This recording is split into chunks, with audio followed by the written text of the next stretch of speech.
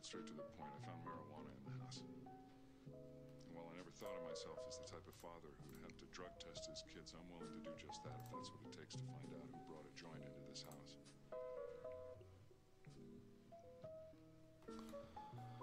Dad, Lucy found something too. Dad, I found a joint in Mom's dresser drawer. Oops.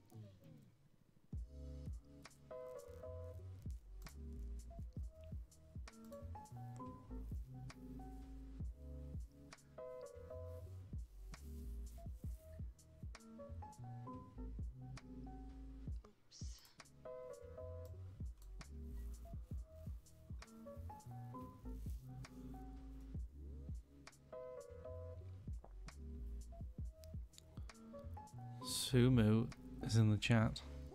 Is he? I'm a lawyer, actually.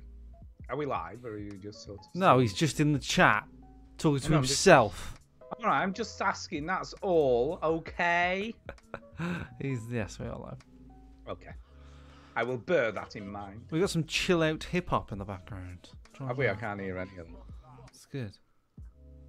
Obs. It's good. It's good. What have I played?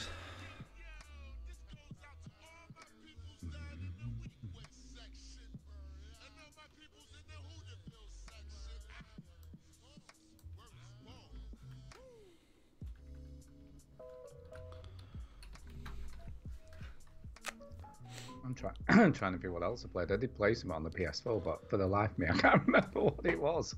What the hell did I play on the PS4? It's gonna bug me now. Doesn't matter. I definitely played something else. Sumo in the chat. 2 people on Twitch, 2 people on YouTube. What's up? Yeah, what's up, people? Inside the Vibes. Check it out. Veteran Welcome. Gamers Live. Welcome to the Veteran Gamers World. What? I'm trying to sound all cool, and I know, you're just stop. ruining it. Shut up. We're so old, I can't even remember what I played this week. That's not good, is it? It's not good. I did play something else, but I can't remember what. For the life of me. See, I wanted to play some more A Way Out, but Millie was like, no time, I've got to revise and stuff. Which isn't really very useful, is it? No. She's a bad daughter. She's terrible. Like, I get a game that we're meant to be playing together. She's a bad daughter. She's just shit. What else did I play? What did I play this week? What did I play? What did I play? I did play something. I'm trying to think what the hell it was. It's going to really bug me now. What did I fucking play on the PS4?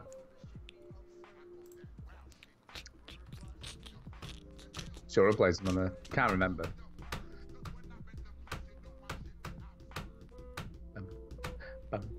I like that. It's good. It's a good beat. It's a good beat, man. It's a Thanks, good man. beat. Bum, bum, bum,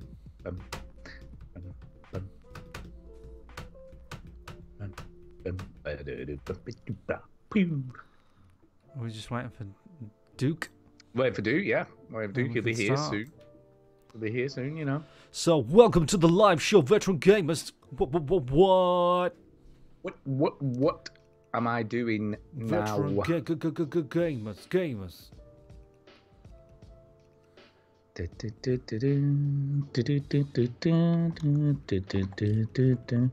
Don't do that. Don't do that. No. Why not? Why not? Stop it. Why? Because there's music going on in the background. It's annoying. So, like, do I care? Yes.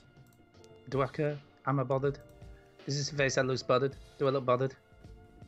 Do I sound bothered? That means I'm not bothered. Which bit of I'm not bothered do you not get? Hold on, shut up. Oh, look, Overseas Connection is streaming now. Are they streaming now? Oh Yeah. my god. The war is on. How fucking dare they? How dare they? Tell you, fucking beef it is happening. Fucking swapping her nights, trying to fucking get in on our fucking Bastards. pitch. Fucking bastards. I've found the email, Pilch. Pilch has already sent an email. I've seen it. Yeah, I've just moved that already. Wankers. I've moved it already. It's not a competition, Pilch, because we know we'd win anyway. Yeah, you know, we have more subscribers and listeners. All that bollocks. Fucking tell you. Who do they think they are? Fuck. Think they can compete with us? Fuck them. I'm gonna squash them. Welcome to the Veteran Gamers. Step J, Piltreed, Sumo. Pum, pum, pum, pum. Step J in the hizzle. Step J. Gonna get that pension pay. Pay. Pilch is listening onto the YouTube for the first time. There you go. Is that? I see. Cool, you see. Bet overseas connection, I haven't got any of that bollocks. I tell you. Fucking who do they think they are? They just Mark just fucking copies me anyway. Oh, you're using Restream, Chin? Alright, I'll use Restream. Oh, yeah, you fucking streaming live? Who streamed live first? Fucking me. Yeah. Is Duke using sound bites? So Alright, I'll get sound bites. I'll do a sound fucking Who streamed live? Me. 2014. Fucking me. Fucking us. Dude, we did it before the Shit. special. Fucking Exactly. did all that. Exactly. Unk. Telling you, just it would feel weird to record the show and it not being live, wouldn't it? No. It would. It'd be very odd. Very. Right, I got to stop the background music because Duke's here. Duke is here. Hello. Hello, Duke. How are you? I'm great. How are you? I'm all right. I think we're all in a good mood. I'm in a good mood because I'm not grading shit. There you go. Okay. Nothing. You're just not grading anything, is that what you're saying? I'm not grading nothing. You see, for an English teacher, that's terrible grammar. Well, the question is, does it matter? And the answer is no, it does not. You okay, Duke? Yeah, I'm great. Had a good week? Yeah, I've had it really well. It's been a crazy week. The week started with the refrigerator in our pod room breaking, and all our food had to get thrown out, and my water bottle was all warm and nasty, so I had to run out to Walmart and get a new mini fridge, and then carry it up the stairs, and then plug it in. That was craziness on Monday, and then grades were due, so everyone's complaining about their grades. And then later in the week, someone stole out of the pod room my lunch, the little apple niblets that I brought in for everyone to enjoy, and the Hershey Kisses that were in the cabinet. So that was frustrating. But whatever. I also got a lot of conferences in with students, and I pushed and shoved my way into a better schedule next semester than I was going to get. And so I feel proud of myself for standing up for myself. Hooray! Woohoo!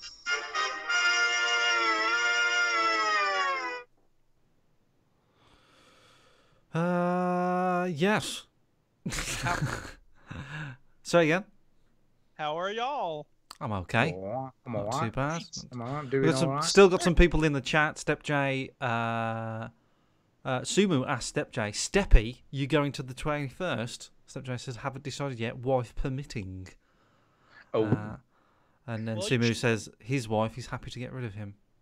So Yeah, Exactly. OC Podcaster in the chat, get the fuck out of here. Yeah, fuck out of here. Fuck man. off. Who the fuck do you think you are? Fuck off. Fucking swapping your nights. That you went dog before you talk again. I'm eating. Where the f that you ever sit again? And where your peeps gon' live again if we beefing? Okay. Not everything needs a sound clip. It does. It should be accompanied by a sound clip. That's what I say.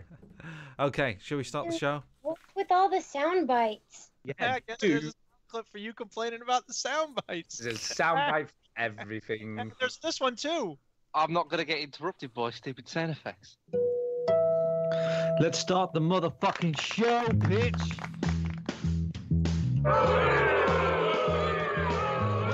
Yo, to the veteran gamers, Juju, Jimmy, and the fellas will tell you about every single game that you're playing this week. News, reviews and an indie pick. Stu story time and Chinny's game breakers. Here comes Duke with soundbite saving. Can we cut the condescending crap and play the game? It's the veteran gamers. It's the veteran gamers. It's the veteran gamers.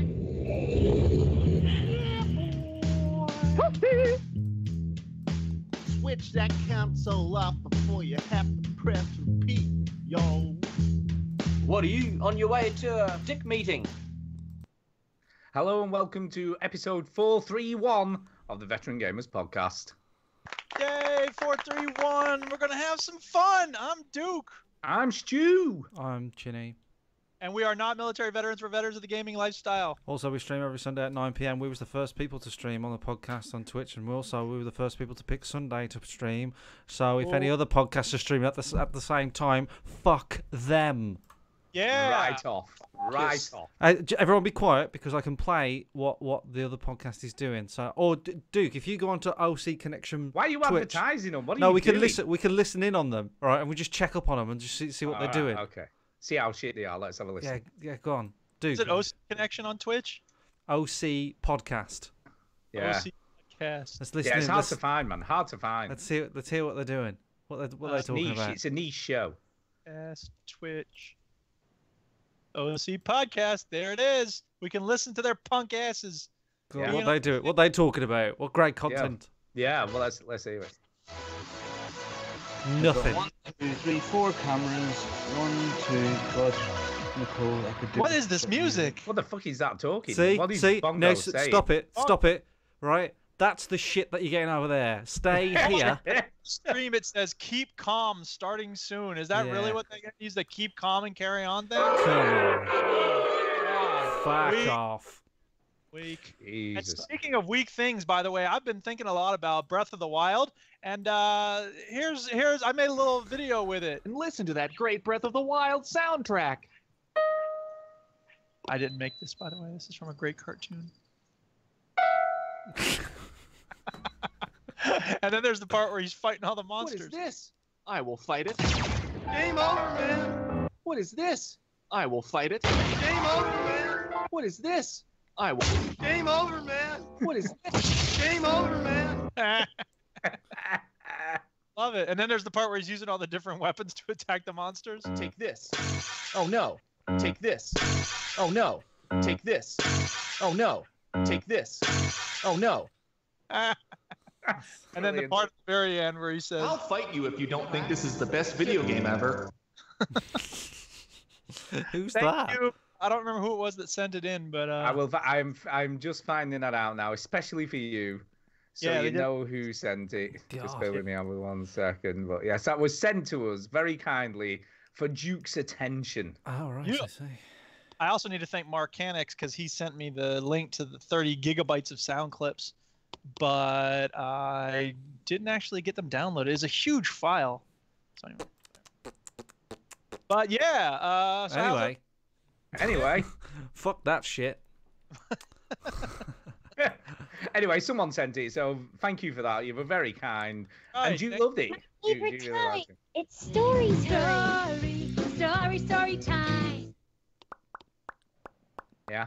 Yeah. Story time. Mm. Have you got anything? Anyone got anything? I think, well, the other day. Well, what happened? Oh, do you know what I mean? Oh, I know. There was a ding dong at the door. All right? A ding dong. All right, and it wasn't a penis just through the letterbox. All right, you think you know? Right. So I answered the door and I said, "Ding-a-ling." And they said, "You got a package for you, Mike." I said, "Thanks." And I signed a thing, and he went on his way. And it was madness. It was crazy. I have got a story actually. You've been sent a dirty, dirty package. I have. I've also received a large, shall we say, package. Yeah. Oh, yeah. By the way, it was Steve Heath who sent us that video. Thank you, Steve Heath. You There you rock. You rock, Steve Steve. Heath. We're so sorry we forgot your name, but you rock. I didn't forget it. You forgot it. I didn't forget it. You were the one who said you weren't sure who sent it. Anyway, what's this package? Oh my god. Yeah. Package. Well, Yeah, package. So you got another package, Ginny, or were you just prompting me to talk about my large package? No, do you talk about your package, and then we'll talk about how Duke might have a package sent to him that might not have arrived yet. That might not have arrived. Yes, I didn't get a dingling on my door or a dingling at the door because I was out. But when I came back, I had one of these little cards, you know, and said you've had a parcel delivered. We don't need to know this part of the story. There's a reason. You right? had to Because go to a then- place and pick it up. No. I had to go to the next door neighbour, which was only about 10 feet away, so that was fine. Oh. But right, I was like, a package? You sent me a package. What package is this? So anyway, It sounds like when you're in a got- play. Like, a package I for know. me? A Well, package? What is this package? So I got the package, rather a large box. Sack is over. Duke just plays sound Brilliant. clips for his own amusement there. I know, I know, and I heard nothing. Because of you that. didn't hear that. It's because you're talking is why. Well, I Because was we're telling trying the to story, tell and a then fucking you just started playing story. a random sound clip. Fuck's Well, I'm sake. trying to be heard because it has to do with your story. You're just playing the dingling thing. The sack is over. Have you heard the song? Have you heard the song with that I've in? never heard the dingling song, I've got to Really? say. You've Wow. never, Yeah. honestly, Duke. There's a Oh. British like hip hop artist that has sampled that, Nice. and it did really well. So if you type in "dingling hip hop song," it'll come up. Well, I think we've got to hear this now, Yeah, haven't we? it's We've got to- brilliant. By the way, we should be trying to be professional tonight, just to show Fuck how that. unprofessional the Yeah. opening podcast is. You know, Sorry. Stefflon Don. Does that sound right? That sounds correct. Okay. Let's hear this dingling song. Awesome.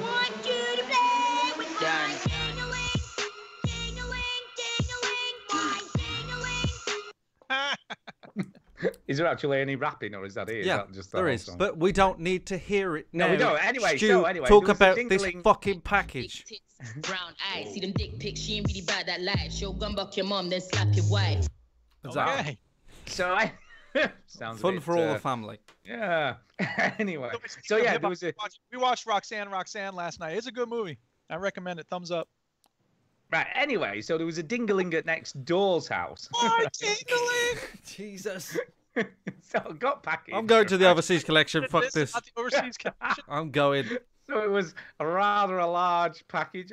You know, I can't say I'm not used to one of Stu, those. So I've please seen do one before. not Wow. do it. Oh. Just tell us what's in the fucking package. So anyway, Stu. I'm getting there. I'm getting there. So If you I don't, opened- I'm going to spoil it. I opened the large package, and there was a lot of packing inside to keep whatever was in the safe, Oh and my whatever God. was Not in needed. there Not needed. was Not needed. was the mugs that we finally got from Nick that were sent to you. How long ago now, Ginny? I don't know. It could have been a week ago. It could have been 3 months ago. I I don't. think it was possibly about 3 months ago. It was after Christmas. I know that. I'm not sure it was. It was. It was. Mm. It was. But no, there's not. When I say something and it's a fact. Okay, I'll take your word for it. But that's The Earth is round. So it's a long time. I don't know. I have a theory that it's flat. Gravity doesn't exist. Yes, the moon is actually only 20 miles away. It's projection. Yeah, it's projection on the Projection. sky. The sun is actually, anyway. you can see clouds behind the sun. It's all fake. It's all fake. Yes, the mugs have arrived, and I've got to say they are super. They're brilliant. I've got They are one. super. There's one behind me. Yeah, I'll get a webcam up.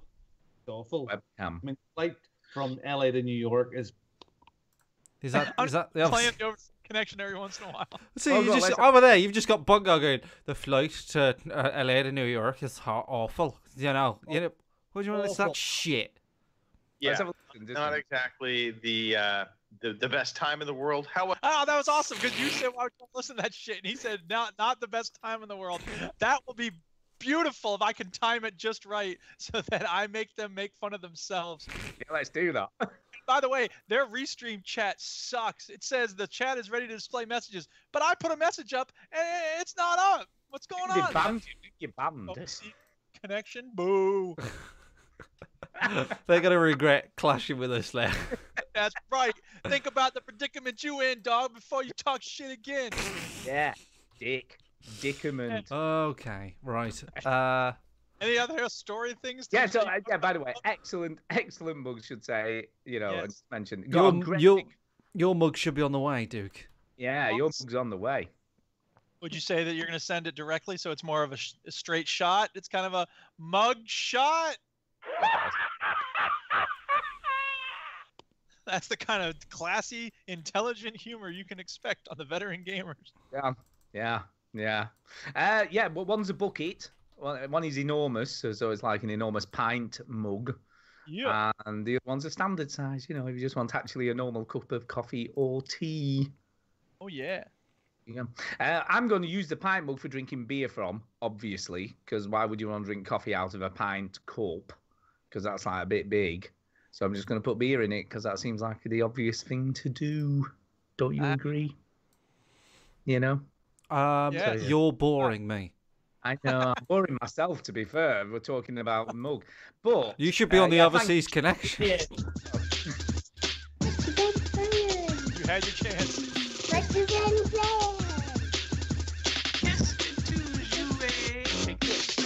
Oh no. Take this. Oh no. Okay. Oh dear. Right. I've had enough of slagging off the Overseas By the Connection. way, who is it? Steve, we have to now hold responsible for Duke playing those sound clips. In your face. Whenever a game is repetitive, Duke, that's the sound clip now. Yeah, of course. Anywho, who's going? Round Robin, who's going? Round Robin. I don't know. Shall we go? I don't know. I haven't got much to talk about this week. Shall I go first? You go first. You go first. But talking of repetitive. We need to get a random number generator between 1 and 3, and then let that start. Who goes? Yeah, first. that's what we should do. God. But anyway, we haven't done that because who cares? But the first game I'm going to talk about is extremely repetitive, which is quite funny, really, in its own way. And it's a game called Minute. Spelled. Oh no. Take this. Oh no. Spelled M-I-N-I-T. Okay. Now, interestingly, its sort of setup is similar to Zelda of old. So old Zelda games, obviously not new Zelda games. Except it's an RPG, but each playthrough only lasts 1 minute. Clever and fun. It's actually very clever and very fun. I didn't even see that. It's very clever. So, Jenny sounds like he's on board. I know. It sounds like he's got constipation. About anything. Hey, Stu, where's the fucking colour? There isn't any colour. It's black and white. Denied. And it's also got cutting edge graphics. I have to say, it looks like a Amstrad game. It's cutting edge. Trust me. Why do you fucking play this shit, Stu? It's this game. It looks silly, but when you play it, it really has some. It is really awesome, actually. Is that a ladder or is it a river? What is that? That's a river. So for people that are listening, ladders don't move around, dude. The ladders are moving. Yeah, the ladders don't. Let me explain the game, please, for the people that are listening. So at the moment, I'm looking at imagine like a Link to the. Duck. It looks like a duck. Shut up! Don't interrupt. Played the game. Shut up. Right. But we don't want to hear your opinions yet. You're gonna say positive things about it. Of what's on the screen. Right. Okay. So it looks like a Zelda view, right? But take all the color and charisma away from Link to the Past, and you're left with like a black and white thing. But instead of like a character, you just look like a fucking like weird squashed duck with big fat lips with a sword sticking out of his head. Shinny, to be fair to the game, though, the text shows up one letter at a time when you're talking to someone. Yes, great. And so there's a reason for that because you only have a minute. It's a minute long, I know. Because so you don't have time to hear everything he has to say. It's like a single screen game, exactly like the Zelda SNES Zelda, and you go into a thing, you get swords, and you carry it on your back, and you just look like some sort of depressed duck without a body. And if you're listening, thinking, "Oh, Chinny's having a laugh. He's just messing around." I'm not. Like this is exactly what it is. Exactly what it is. Go ahead, Stu. Tell us why it's amazing. So what's cool about this game is anything you pick up or get within that minute, when you die, it stays with you. So obviously you die every time you get something. Game of of the year. Game of the As year. you can see, if you have more than one object or get another object, a new one, and obviously drop your old one, that appears outside your last house. Oh, dude. Right, outside your hut. Can you see the sword is there so you can go back and get your sword? Now, what's also cool? No, I love not Stu Steve, starts the list. No, Stu starts the list of what's amazing with when you get a sword and then you die. It's outside your house. Yeah, but what you've got to understand is you only get a minute. So if you need, if you'd lost the sword every minute, that wouldn't really work, would it? So it's sort of So it's almost like having an inventory in a regular game, except you die every minute. But you die every single minute. But it's okay because the shit in your inventory is next to your house. But what's cool? Okay, what's kind of cool? Give him a chance here, Duke. Give me a chance. There's nice little puzzles. It's very Zelda-like in so much as you have to have a certain tool or object to get past a certain puzzle.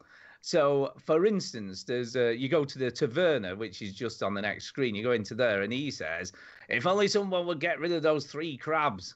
So what you have to do then is go and kill all the crabs, which kind of makes sense. When you go back, he gives you some coffee, and the coffee enables you to move blocks around, so then you can get other objects, you see, to solve puzzles.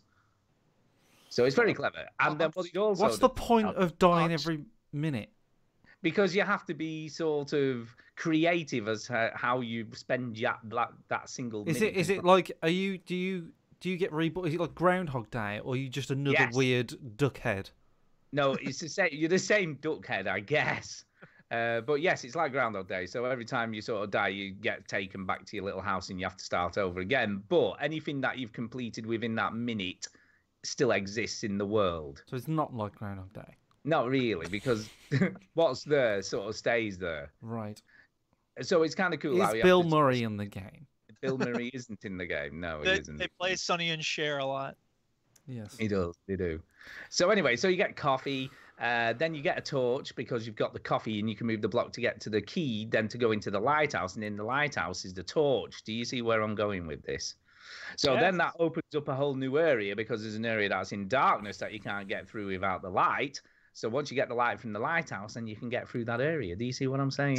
I'm bored now. And then when you get through that area, there's like a little caravan. When you go in the caravan, that becomes your new house. So that's how you explore further into the world. So then you have a minute from your new abode.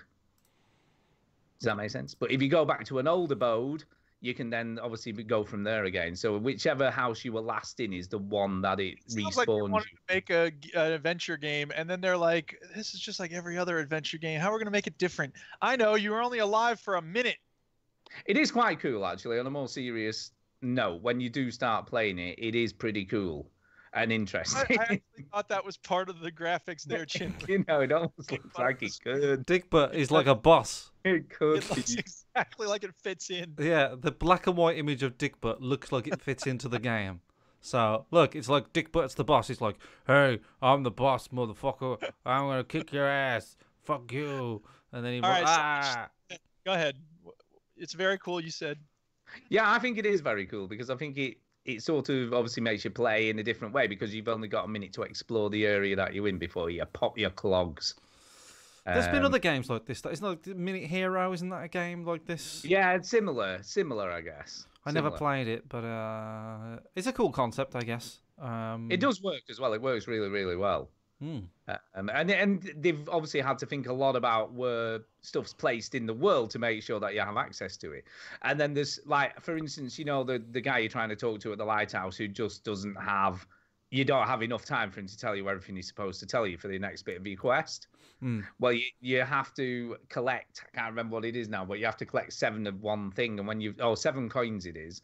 And then you get speed boots so you can run faster. So obviously you can get to him a lot quicker, which will enable you then to listen to what he's got to say. So there's stuff that it gives you that will enable you to get to places faster as well. So your minute lasts longer, I guess, if that kind of makes sense. It's pretty good. I really quite like it. I'm kind of impressed with it. Where did you find this game? I saw it on Rock Paper Shotgun. Right.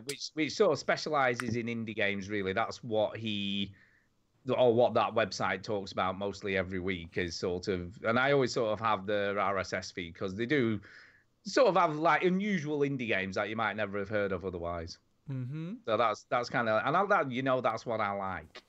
Those are the types of games I like. And you can see you have got a little counter in the corner that counts down your time, so you know how long you've got left. before your minute is up. See, clever name, you see, minute. Well, there you go. What's your review noise for the minute?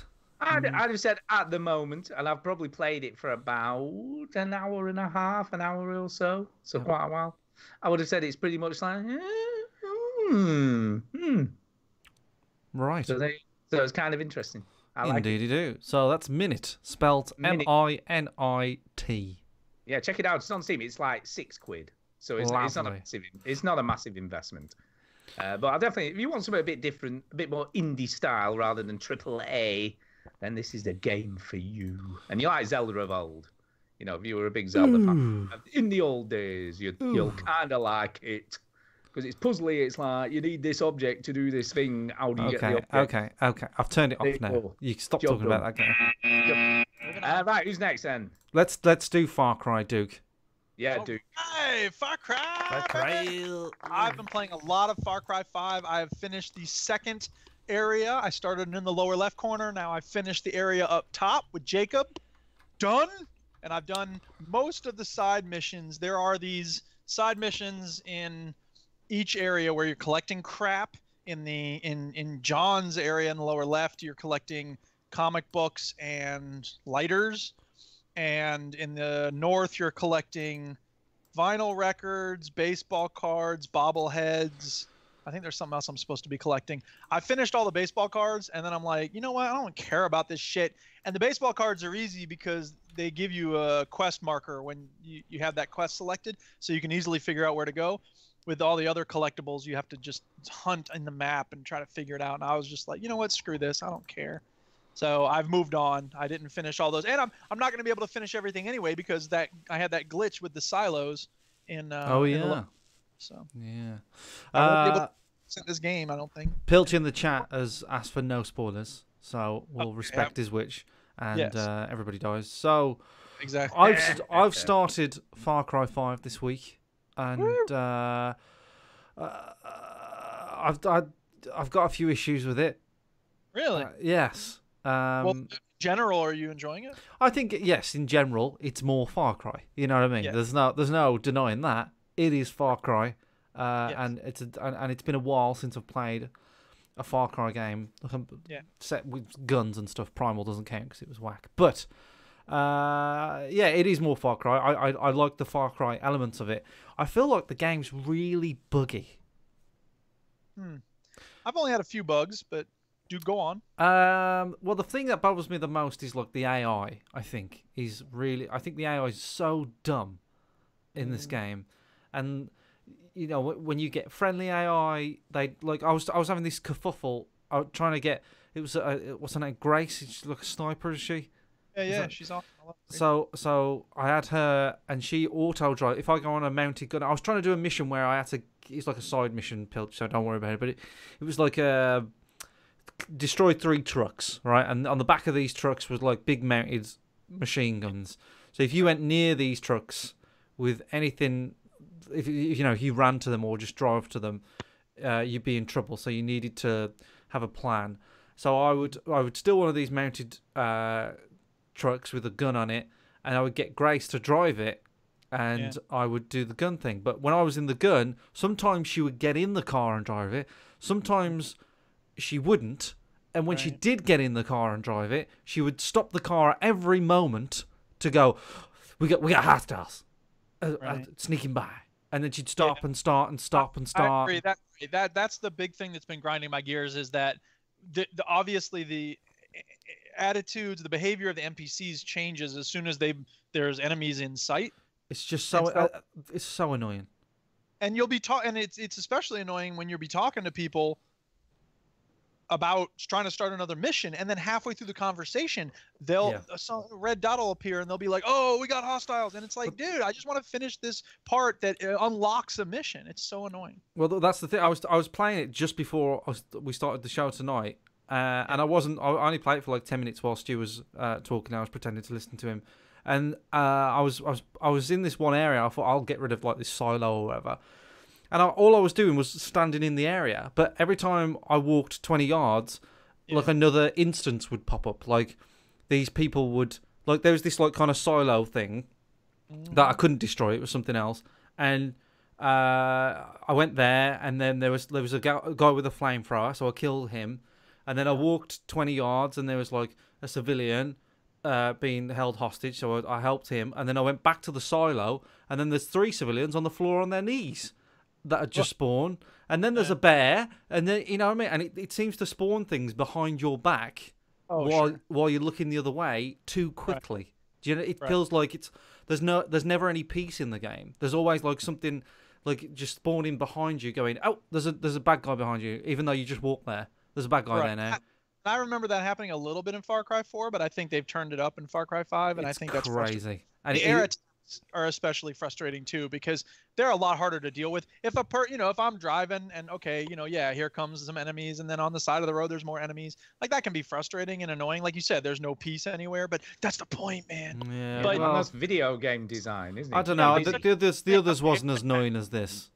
Right, and to have like air attacks constantly coming in, and like they'll fly away and then they'll come back and they'll fly away and they'll come back. It's like, stop. Yeah. Like after you shoot them down, it should be like half an hour before they even come back. Is this the version, like Far Cry's version of the eagles in Assassin's Creed? There's a bit of that, and in Far Cry. Oh no, there was eagles in Far Cry. In Far Cry, in 3, yeah.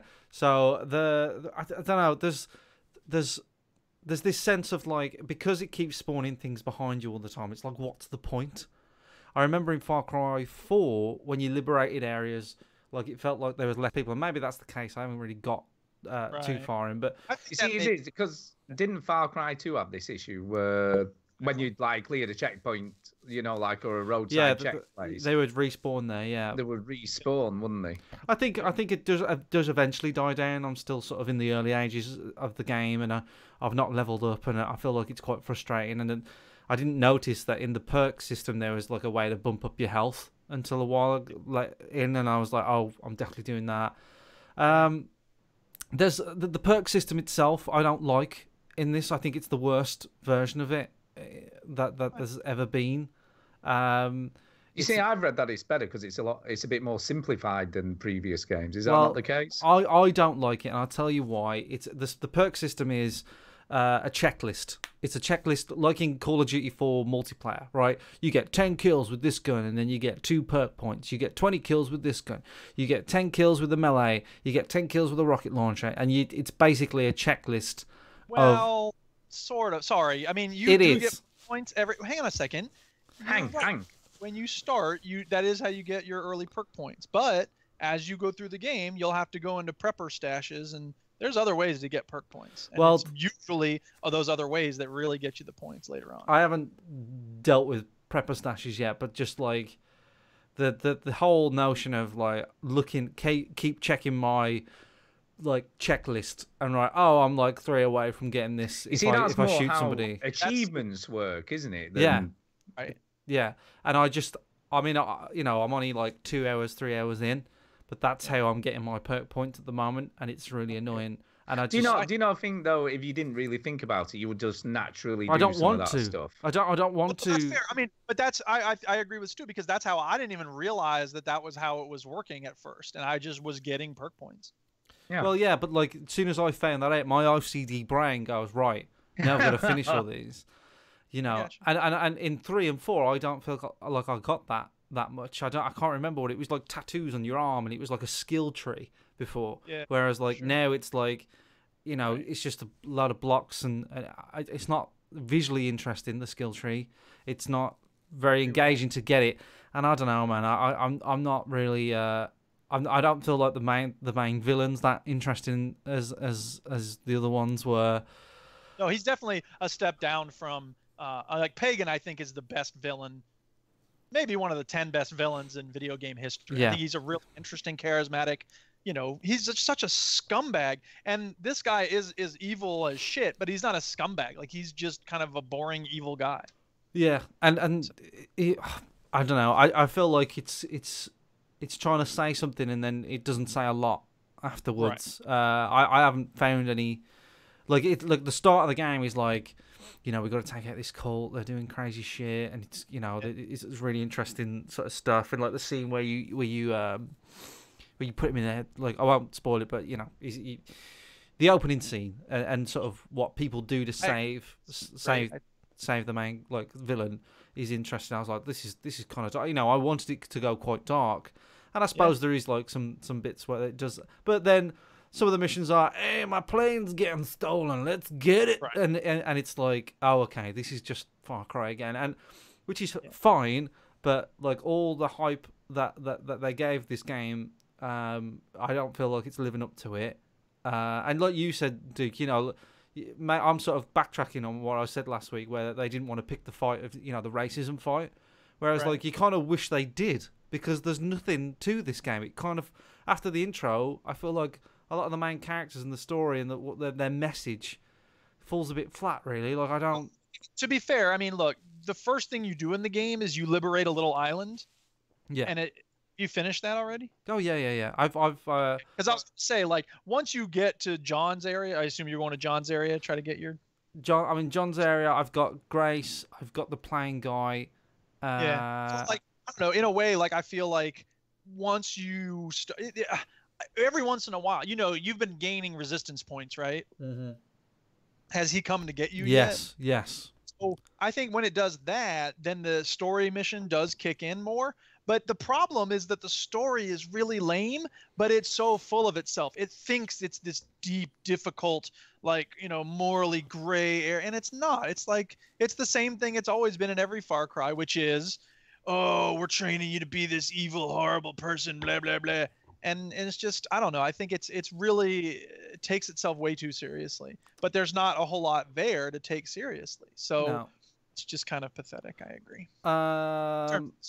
But I think that the gameplay is so well done. It is good. It is good. I was using the wingsuit because I don't use the wingsuit much, but I eventually unlocked it because I ended up with more perk points than I could use. So I was like, all right, I'll try the wingsuit. And then one of the first things I did when I had it was basically you have to do a wingsuit race.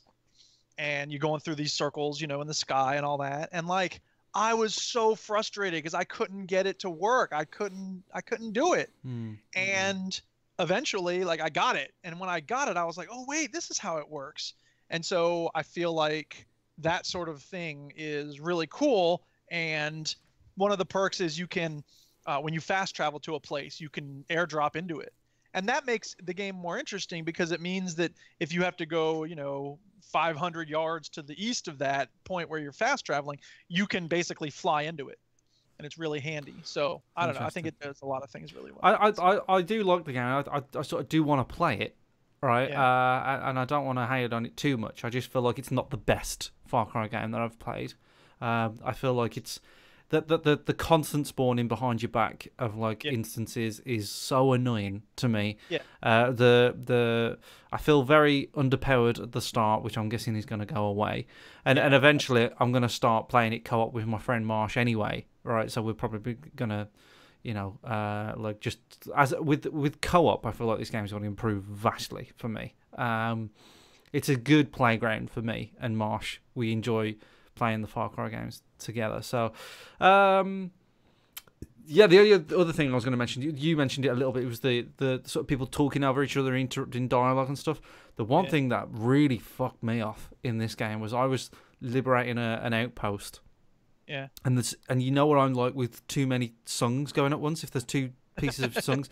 Yeah. So what happens in this game when you liberate a area? There's fucking radios everywhere, right? In this game, there's like just radios blasting out music, and then as well as that, you've got this like speech that Johnny's giving, right? Yeah. And then you've got the game music behind it. So you've got three pieces of audio, right? Yeah. And it blew my mind. I could not concentrate. I just was so frustrated with it. And there's a lot of it. And when you go into like a camp that's yours, and there's like a radio here and a radio there, and they're over like, and then you got people talking. Someone in your ear, and there's someone talking. And it's hard sometimes to tell who's talking in your ear. So I went up to talk to someone recently, and when you can't talk to them, because they're in combat or because there's like it says phone call if you're hearing someone in your speaker ear. And so like I went up to him and like there was a woman, I had gone into the lower right area for the first time. And so the woman who's in charge of that area started talking. And so I couldn't tell, but I thought it was a woman like near me. Yeah. And I was like, and then I was like, who's talking? And then it was like phone call. I'm like, oh, fuck off. And you know, it's that thing again, like they're trying to set this, you know, atmosphere where it's real spooky and messed up, and you know, oh, she's talking about. But is that sounds more like a problem with the way the audio's been mixed? Well, it is. No, that it's not low enough in volume of or certain parts of the audio But actually fade into the background. You're supposed to be focused on one thing at a time. You're supposed to be focused on her talking, but meanwhile, the game has built in this music in area music. You get closer to the stereo that's playing it or the speakers that are playing it, you'll hear it more. I feel like another game that does this, not as bad as this, but another game that does this is Bethesda games. They do this a lot, where you've got people talking at you, and then you walk past somebody and you go, "Good day, isn't it?" And you're like, "Fuck off!" Right. Like but Far Cry does it like times 10. It's ridiculous. But I do like the game. Funny enough, saying all that, there is something this to on the screen.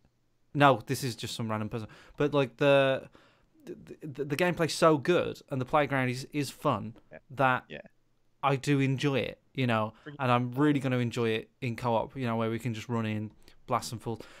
I feel like the stealth element has been taken away. I don't know about you, Duke, but like I don't feel like I'm very stealthy in this game. Like I get spotted immediately. I can't shoot out the right. You don't have a silencer either. That's the other thing. Silencers make a significant difference. Like I think the stealth is there, but it's not as big a deal if you get spotted, I think. Like I think maybe I don't know. I think the stealth is there for people who want it, but you don't it's not as required as it may have been in like 3, for instance. Yeah. So I actually like that because, you know, I'll be as stealthy as I can, and then as soon as someone sees me, I'm like, all right, here we go, guns open. And so like, yeah, I don't know. The thing I'm trying to do is I keep not seeing all of the alarm systems. You know what I mean? So like I'll disable one, and then I won't pay attention to the fact that it doesn't say all alarms disabled, and then I'll be like, okay, here we go, and suddenly, I'm like, what is that? No. Yeah, I feel like when you do approach an outpost with a bit of caution, you start spotting things that the developer has put in that you're supposed to use, like zip lines and, you know, like cages with an animal in and things like that. So it does pay off just to sort of walk around a little bit rather than run in, and then you can use a zip line and go, right, if I just zip line in and then shoot them, it looks cooler. But go on, Stu, what was you gonna say? I was going to ask you, because obviously you're an American. Oh yeah. Have you been to this sort of area of America? Is it realistic? Is it a good recreation? In a way, yes, because, you know, the mountainous area, it kind of looks nice. There are a bit too many biomes all close together, which doesn't happen. Like there's swampy areas right next to mountains, and that doesn't really happen in the U.S. So yeah, I mean, but you know, in terms of like, yeah, they've built up, you know, like railroad depots and stuff, and I don't know, the wood architecture, or the wood infrastructure, I should say.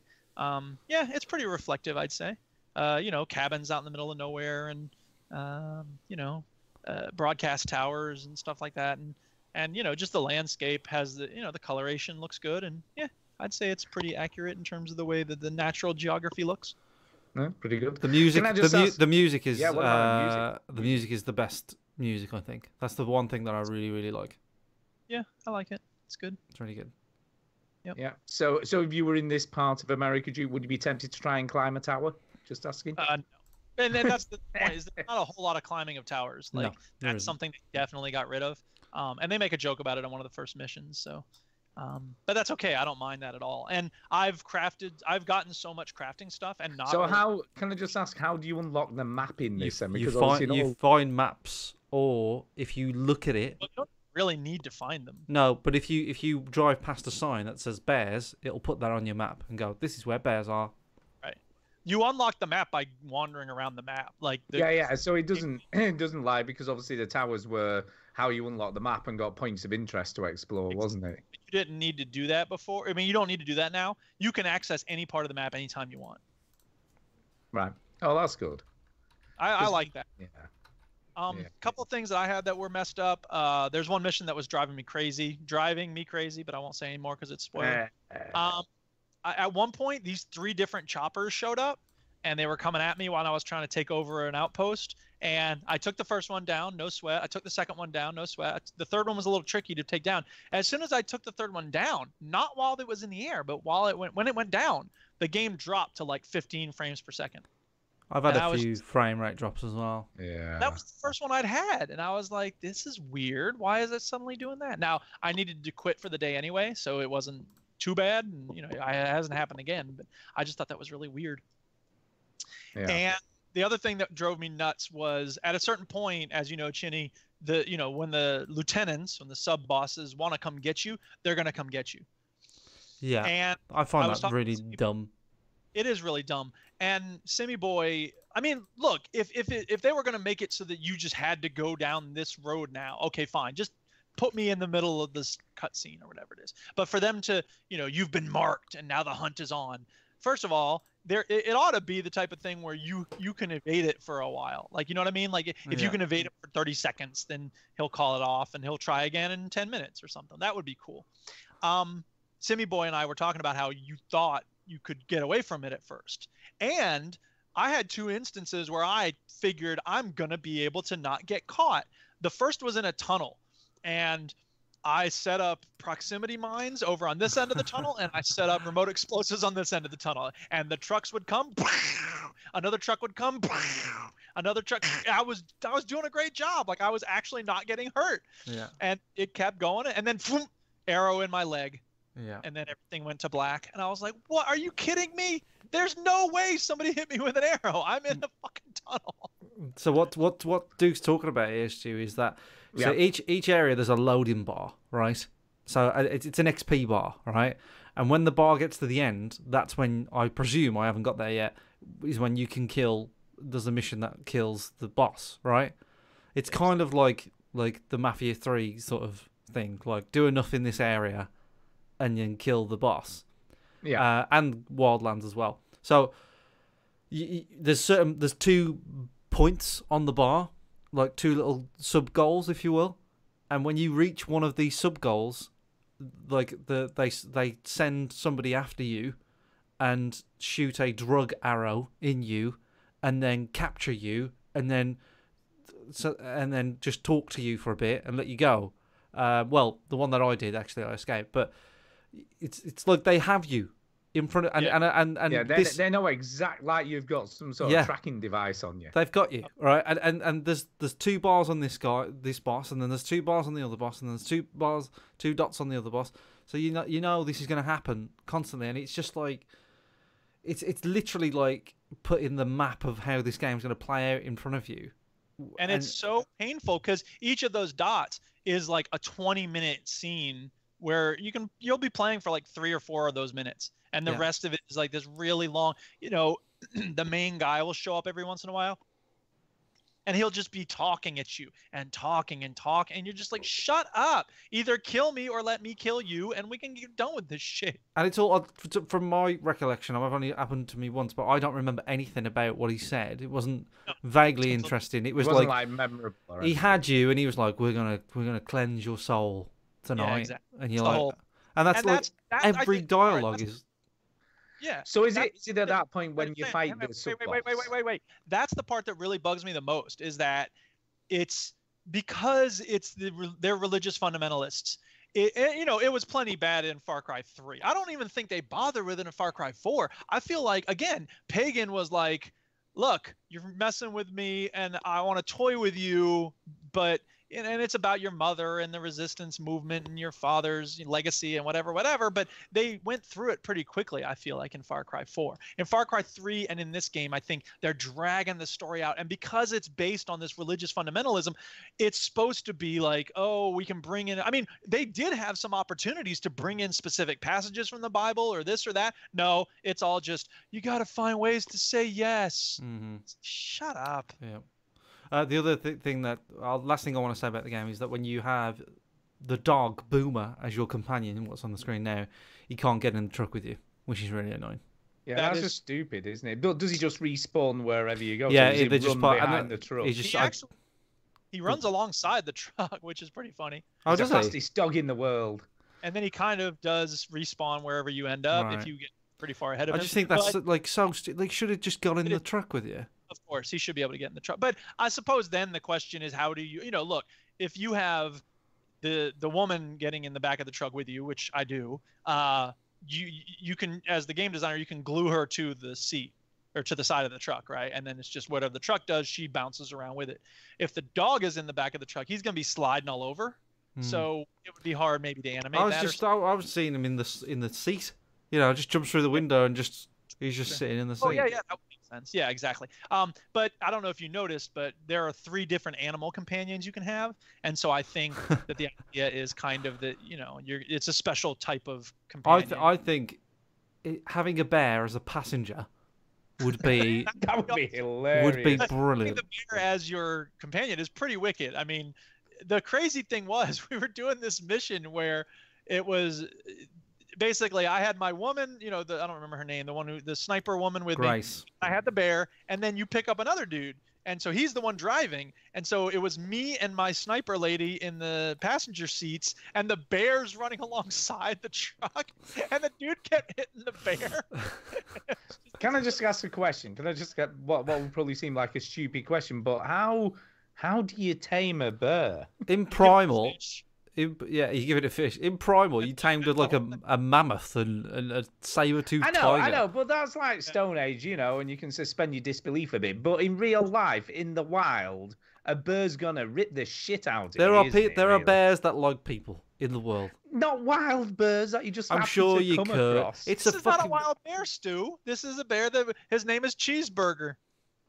He was part of a theme park area. Oh, well, I guess that makes a little bit more sense than just some random bear you come across in the woods.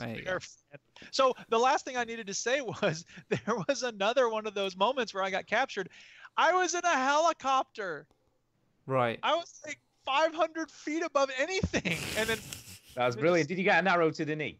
I guess. I don't know. It's like, what the fuck? I'm in a helicopter. You're there in a helicopter suddenly, and there's an arrow in your leg. I mean, look, beyond all these hiccups and headaches, and there are some things that are annoying, I can't tell you. This game has gotten me to put Rocket League down a little bit. Wow. Like, it usually is the case that I'll come home, I'll play some Rocket League. If I have like half an hour left, I'll play some of the other game.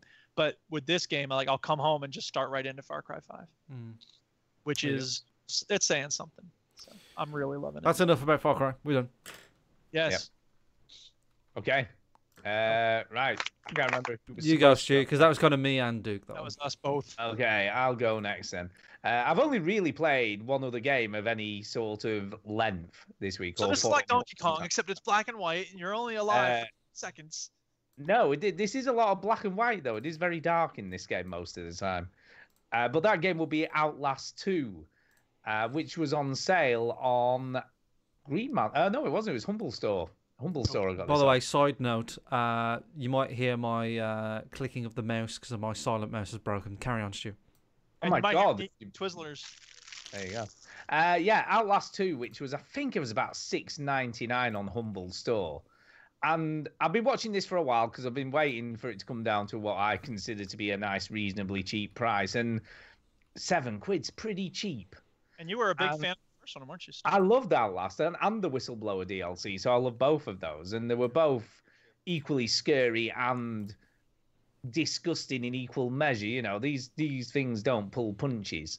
Wait a minute, you're starting off with people in a helicopter at the beginning of the game. Far Cry 5. Far Cry 5. Yes, you are in a helicopter.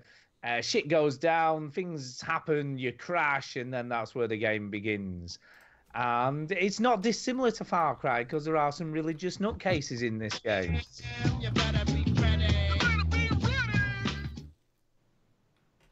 Yes, there are religious nutcases.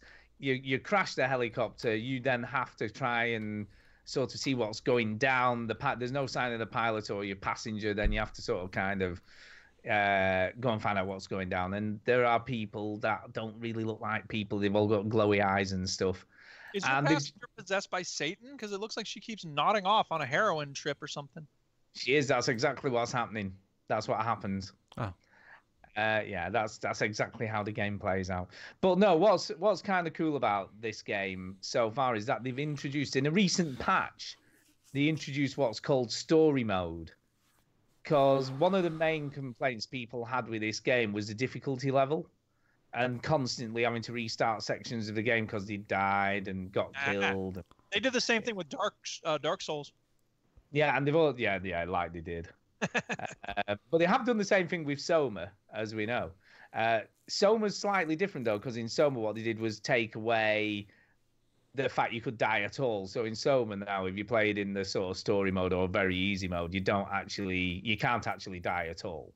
Right. The difference in this is kind of just easy mode, really. It's sort of there's less enemies. They have a much shorter perception of you where you might be. You know, where they can sort of see you in this light when you're hiding, and you can take a lot more damage before you die. But other than that, it's sort of the same. So they haven't sort of taken away the fact that you can die still. They've just made it a lot easier to play through the story, which is all I want, really. So when I'd heard they'd done that, and then sort of coupled with the fact that they've reduced the price to just over $5, I was like, why not? Let's give it a go. And so far, it's pretty good, because I like Outlast anyway. It's more of the same. It's still got lots of horrible bits going on, you know, like dead bodies and cows with their entrails hanging out, and yeah, all that kind of stuff. You know, lots of blood, lots of gore. Is it very difficult? Have you put it on the easy mode? I put it on the totally easy mode, and obviously I haven't died so far. Chip. Yeah, haven't died so far. And it's still as good. You've still got the sensor body. The graphics look really nice. Now, considering, and let's be honest, my graphics card is getting on a bit now. I've got a GTX 770, which is old school.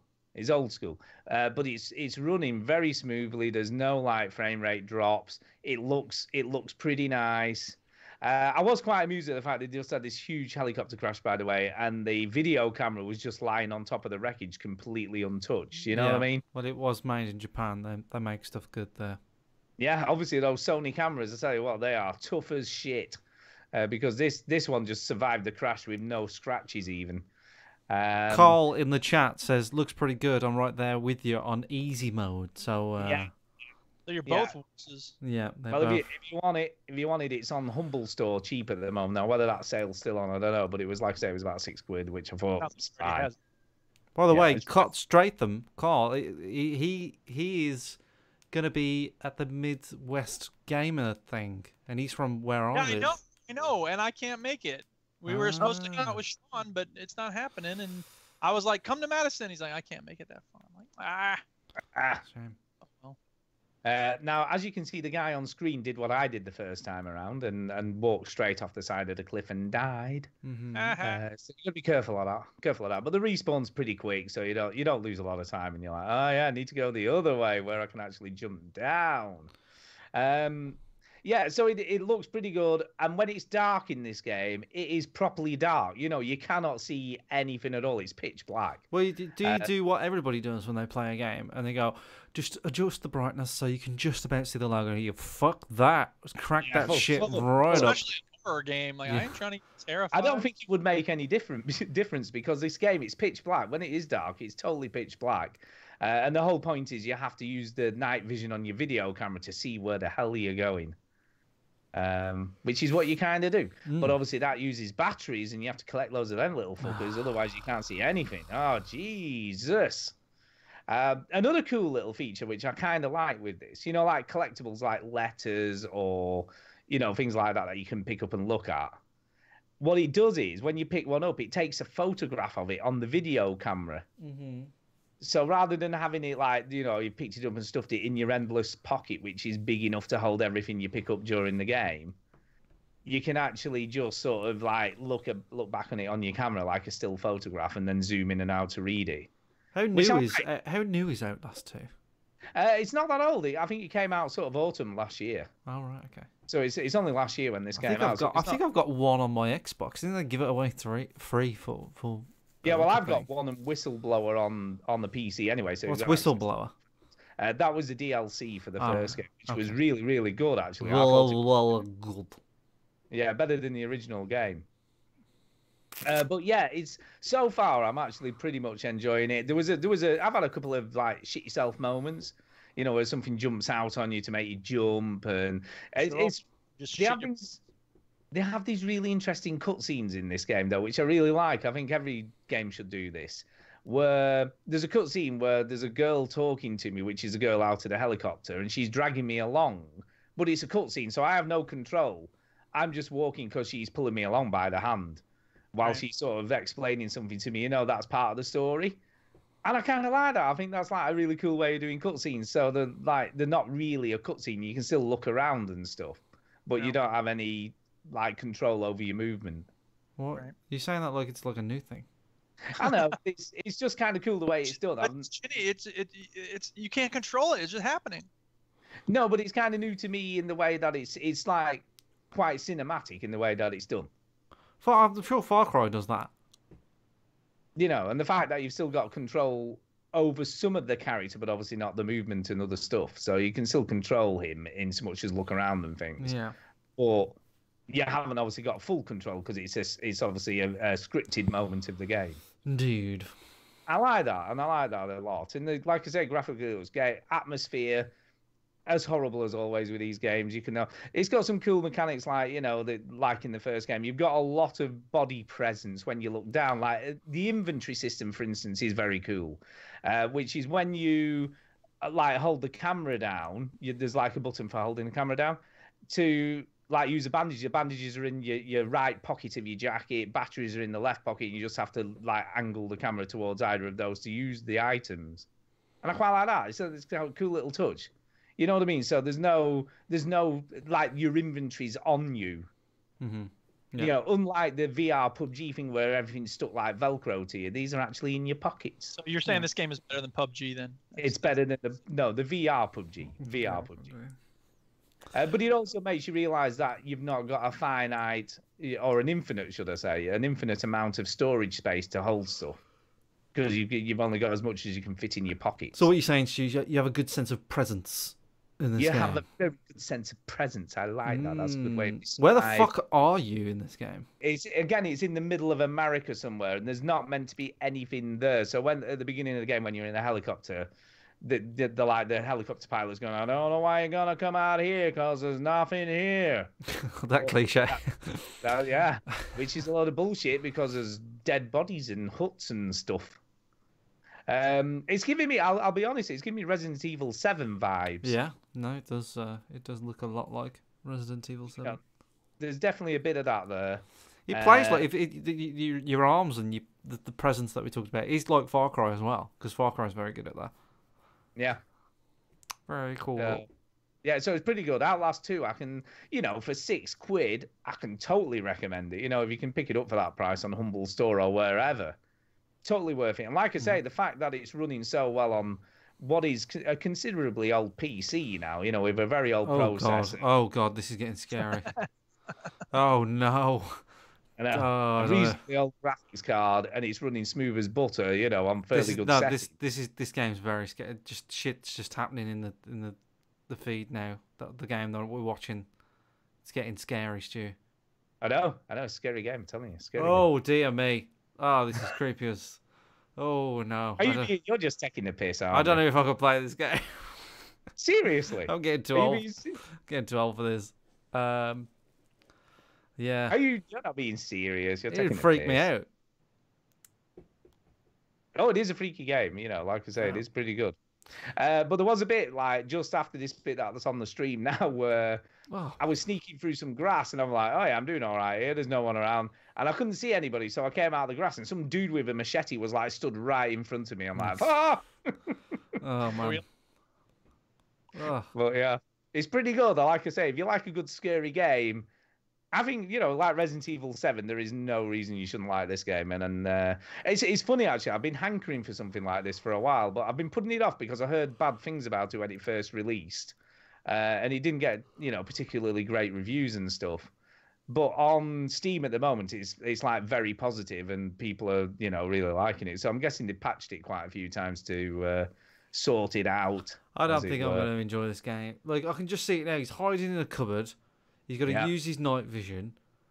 He's recording. He's running out of battery on his night vision. And he's got to peek out. Oh man, this is going to stress me out. Have you played Outlast the original? No, I haven't got it. No. Well, sorry, I haven't played it. It's totally horrible. Yeah. Fraser just posted a picture of, I think Some it's like underpants. some underpants with some shit on it. I think. Yeah. That's gonna be it. Hello Kitty. But yeah, I love horror games. But That's what I said. Some shit on it. You played some horror games before, Ginny. It's not like you. Condemned 2. Yeah. I remember the funniest thing about Condemned 2 was when I walked into a corridor and a wheelchair rolled out and no one was on it, and I said out loud, "Fuck that." Brilliant. And I put the controller down and went, "Fuck that. Not what no. I didn't want to go down." And then there was nothing there, which is worse. So, Oh yeah, for sure. Maybe I should stream it. That would be. Maybe you should. miles. Well, it's on my Steam list, Ginny, so there's no reason you can't play Well, I it. can play 1 and then I can play 2. Well, I've got them all on Steam, so you can play any of them. Oh my god. The first game has some very good shit your pants moments. It gets less towards the end. Yeah. And the Whistleblower DLC has got one of the most graphic as a man moments in a game ever. Okay. Say no more. Yeah. So yeah, I totally recommend it. How If you far are like you it- in it? I'm probably about an hour and a half, 2 hours in. Oh. I played quite a bit of it this morning, and I was like, "Yeah, this is for me." You know, because I was, like I say, I was concerned because of stuff I'd heard and reviews that I'd read. I was like, "Oh, I don't know. I'm going to be disappointed because I really liked the first game. Oh, I'm a bit worried." But as it happens, it's pretty good. It's pretty good. I really quite like it. Creeping through windows, and it's got this cool mechanic. When you open the door, you can just peek around the door to see if anyone's there. And I'm sure at some point in the game, I'm going to peek around the door, and there's going to be some ugly dude stood there. Or about it. you're going to be like, "Nah, there's no one behind this door," and then there is. Yeah. But it's pretty disturbing as well because they like to do nice, disturbing stories. They don't like anything that's not too neat. I mean, what they've done interestingly as well with the latest update, originally they edited some of the content out because they were going to get an adults-only rating. Yes. So they edited some of the stuff out of the game, and they've reinstated that with this latest update. I have no idea how that works or whether there's a time limit on, once it's been out for so long, you can just stick that shit back in. Don't know. I don't know what was edited out either, so I wouldn't know what it actually refers to or what any of that means. But yeah, I do believe they've reinstated all that stuff. Probably spunk. Possibly spunk. It could be. It could be any number of things. I mean, with Red Barrels, they're like nothing seems to be taboo. Mm-hmm. Killing babies, killing women, killing dogs, cows. They'll kill all that shit. They're not Dog bothered. cows. Dog cows. Dog cows. Yeah. Lovely. So yeah, Outlast 2, I'm really liking it. Like I say, it's cheap at the moment. Pick it up if you like this sort of thing. I'm sure you'll like it. Pick it up, pick it up. Yeah. So there you go. Yeah. Yeah. Over to you, Jude. Go on, I'll have you again, Jude. Yeah, Rocket League, awesome. And they've done the tournaments update, but I don't play tournaments, so screw that. But they did a little bit of a UI redesign, so it's a little cleaner when you finish a game. I don't know, there's nothing really to say about that, but and then Minecraft, I've been playing in this area, the 24 karat carrot. I mentioned it last time. Yeah, it's a cool server. I'm playing on it. If anybody wants to have a go playing Minecraft, holler at me. I got a server you can build near me. And yeah, what else? Nothing else. I don't think there's anything else I've been playing. Is that it? Yeah, that's it. Okay.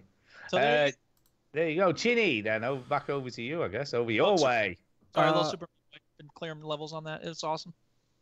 That's all I have to say about that. Okey-dokey. Well, I'm sorry. I'm just trying to find the bit. So I've been right. Bear with. But I've been playing. Bear with. PUBG. PUBG for life. PUBG, but not just any old PUBG. There's an event on. Oh, that's right. Warzone, is it called? No. Oh. Tequila. How do you spell tequila? Tequila. I don't know. Okay. Slam them things. Slam them. So the event is tequila mode, I think. Fraser will correct me. And what it is the circle is it like spawns smaller, quicker, and the only gun you can get is shotguns. Oh, that's right. And it's at sunset, isn't it? The whole game. I don't know about that. That's why it's called tequila mode, because it's set at sunset. Well, I'm watching, I believe. I'm looking at it now, and it doesn't look like Or is sunset. it sunrise? Tequila Sunrise. Sunrise. There you go. Sunrise. So, yeah, the only thing you find are shotguns, painkillers. You do find ammo for other guns, but it's useless. So, yeah, the best shotgun, obviously, is the sort of automatic shotgun. And then there's the pump action and the double barrel. So it sort of forces you to differentiate between a gun that you probably don't spend that much time with outside the first 10 minutes of a PUBG game. And I like the shotguns. I actually really like the shotguns. But this mode is interesting because it's completely sort of different feel to PUBG. It is a lot of fun, shotguns only in PUBG, because you don't have to worry about being sniped in the head, right? So you can. It's all up close and personal, I guess. So you can see people from a distance, and you can sort of shoot them with a shotgun, and you do sometimes hit them, or they sometimes hit you, but they take bits off you. They only take little bits of health off you. So this is you see a team, and there's not much you can do about it, and they see you. You know what I mean? So what you start to do is kind of like shoot each other from afar, and then you might just sort of run off, or you might just edge closer together.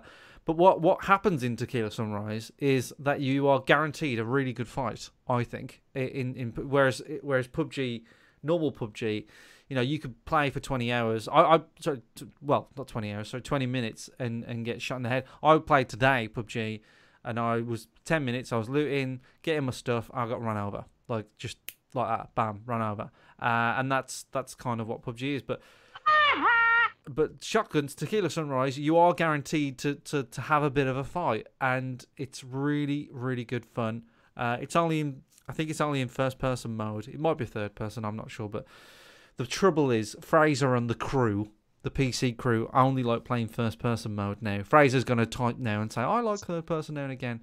But basically, he sees third person mode like the way I see Xbox mode. It's for babies.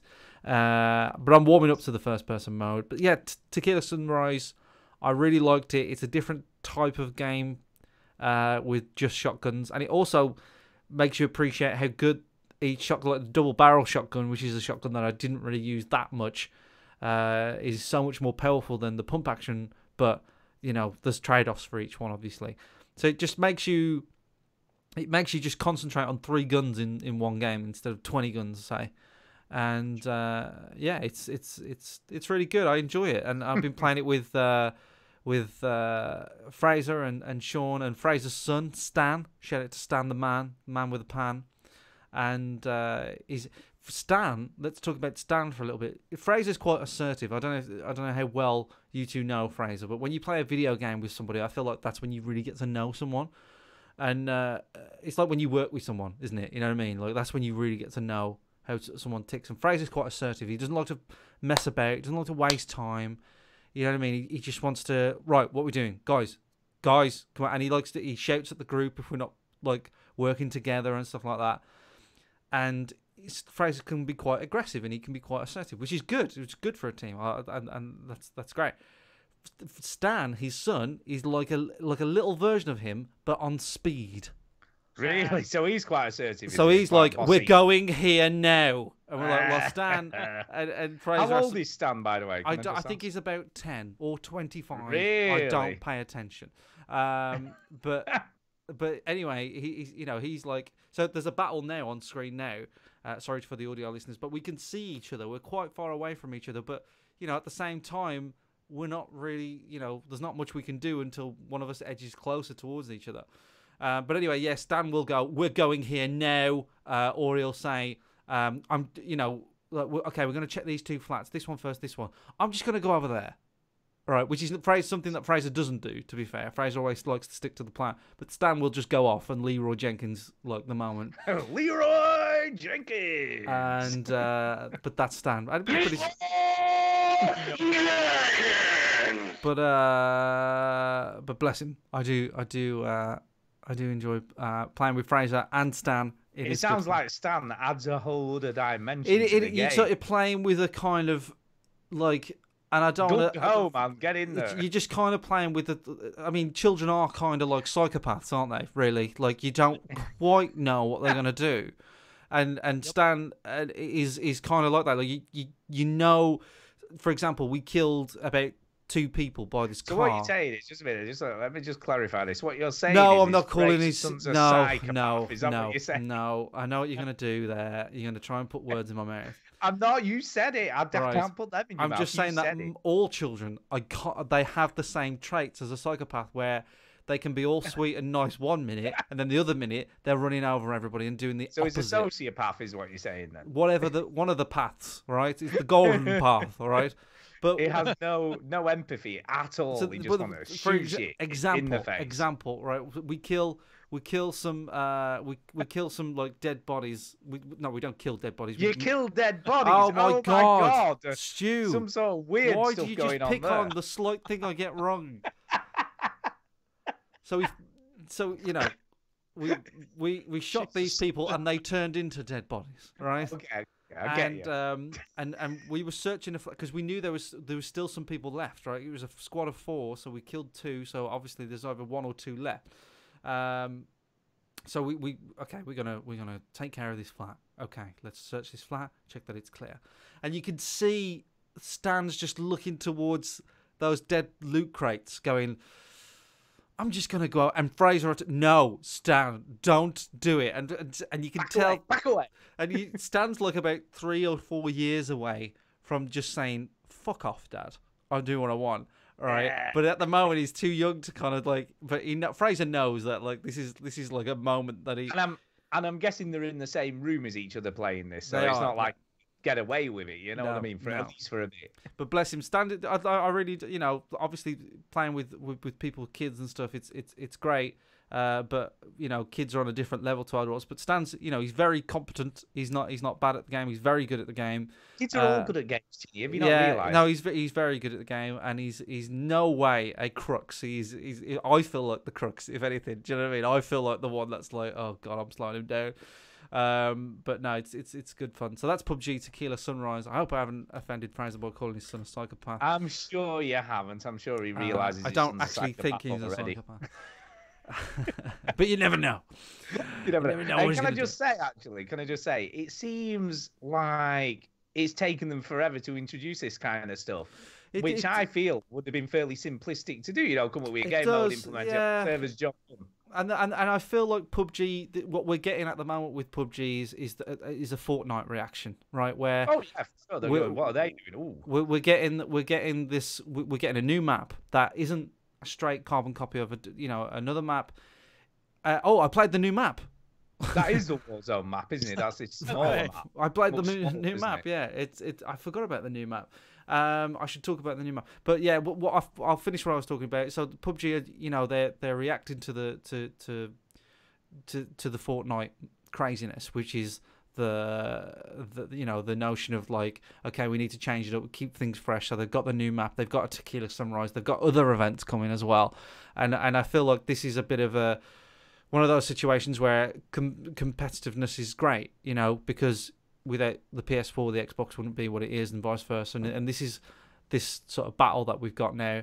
And you're right, Stu. I don't think this is very hard to implement, and it makes it fun. And the fact that it isn't around for very long makes you think, well, I should get into it now. I should play it now. And I'm guessing they'll try different events and see the ones that stick. But they can't differentiate the modes too much, because if they have too many options, then it dilutes the. I mean, in Fortnite, for instance, I believe, and I could be wrong here, so I could get corrected for this, but I think they implemented a rocket launchers only mode in that, so it was kind of like taking a cue from Halo. Yeah, it wouldn't surprise me. You know what I mean? And I think there's no difficulty into doing that. I mean, people have been doing that for years in Halo, haven't they? Coming up with game mode, do it, job done, and get everybody in having a go at it. Yeah. And I don't see why that shouldn't be a thing in PUBG. And I think they did rest on the laurels a bit, and then because PUBG was, first of all, there's 2 reasons I think. Number one, PUBG I think is trying to be the serious game. It wants to be hardcore. It wants to be pretty on the level. Pure. It wants to be pure. Well, and the other thing is, right, and I also think that when a game like PUBG explodes as quickly as it does, you have to be very careful about what you add or change to it because you could very easily tick a lot of people off. Yes, there's that as well. I'll talk about the new map. You're right, Duke. I feel like they've been cautious, but they've relaxed their caution a little bit because of Fortnite. So the new map is 4x4, 4 kilometers by 4 kilometers. The old maps are 8x8, so that gives you an idea of how small it is. What I will say about it though is the way it looks on the bird's eye view, on the map view, looks like Fortnite, right? It's much more colourful. It kind of looks a bit shell shaded like Fortnite. It's suspiciously like Fortnite. It's exactly like Stummies. And the twist is, it's a much bigger pill. So Anyway. really, what you're saying is you should call this a Fortnite mode. It is kind of like Fortnite mode. Player unknown's Fortnite grounds. It is pretty good. I liked it. I only had about 2 or 3 games with it. I didn't have many games with it. And I'm assuming this is over in a much shorter space of time, is it? I'd assume so. Well, the thing is, when you parachute in, so I'm parachuting in now on the stream, and you know, like you set a marker, right? And I'm so used to setting a marker quite far away from the plane line, you know, and then flying to it. But because this map is so much smaller, like you're just there. You could literally jump out of the plane and be on the other side of the map, pretty much. Or be in the sea. You know, and it's such a small map, and it's quite jarring how small it is, and you're basically straight into. So this is this in beta at the moment, isn't it? This isn't fully released So or anything. this was a separate download that I had to do. It was a closed beta that this was. Yeah.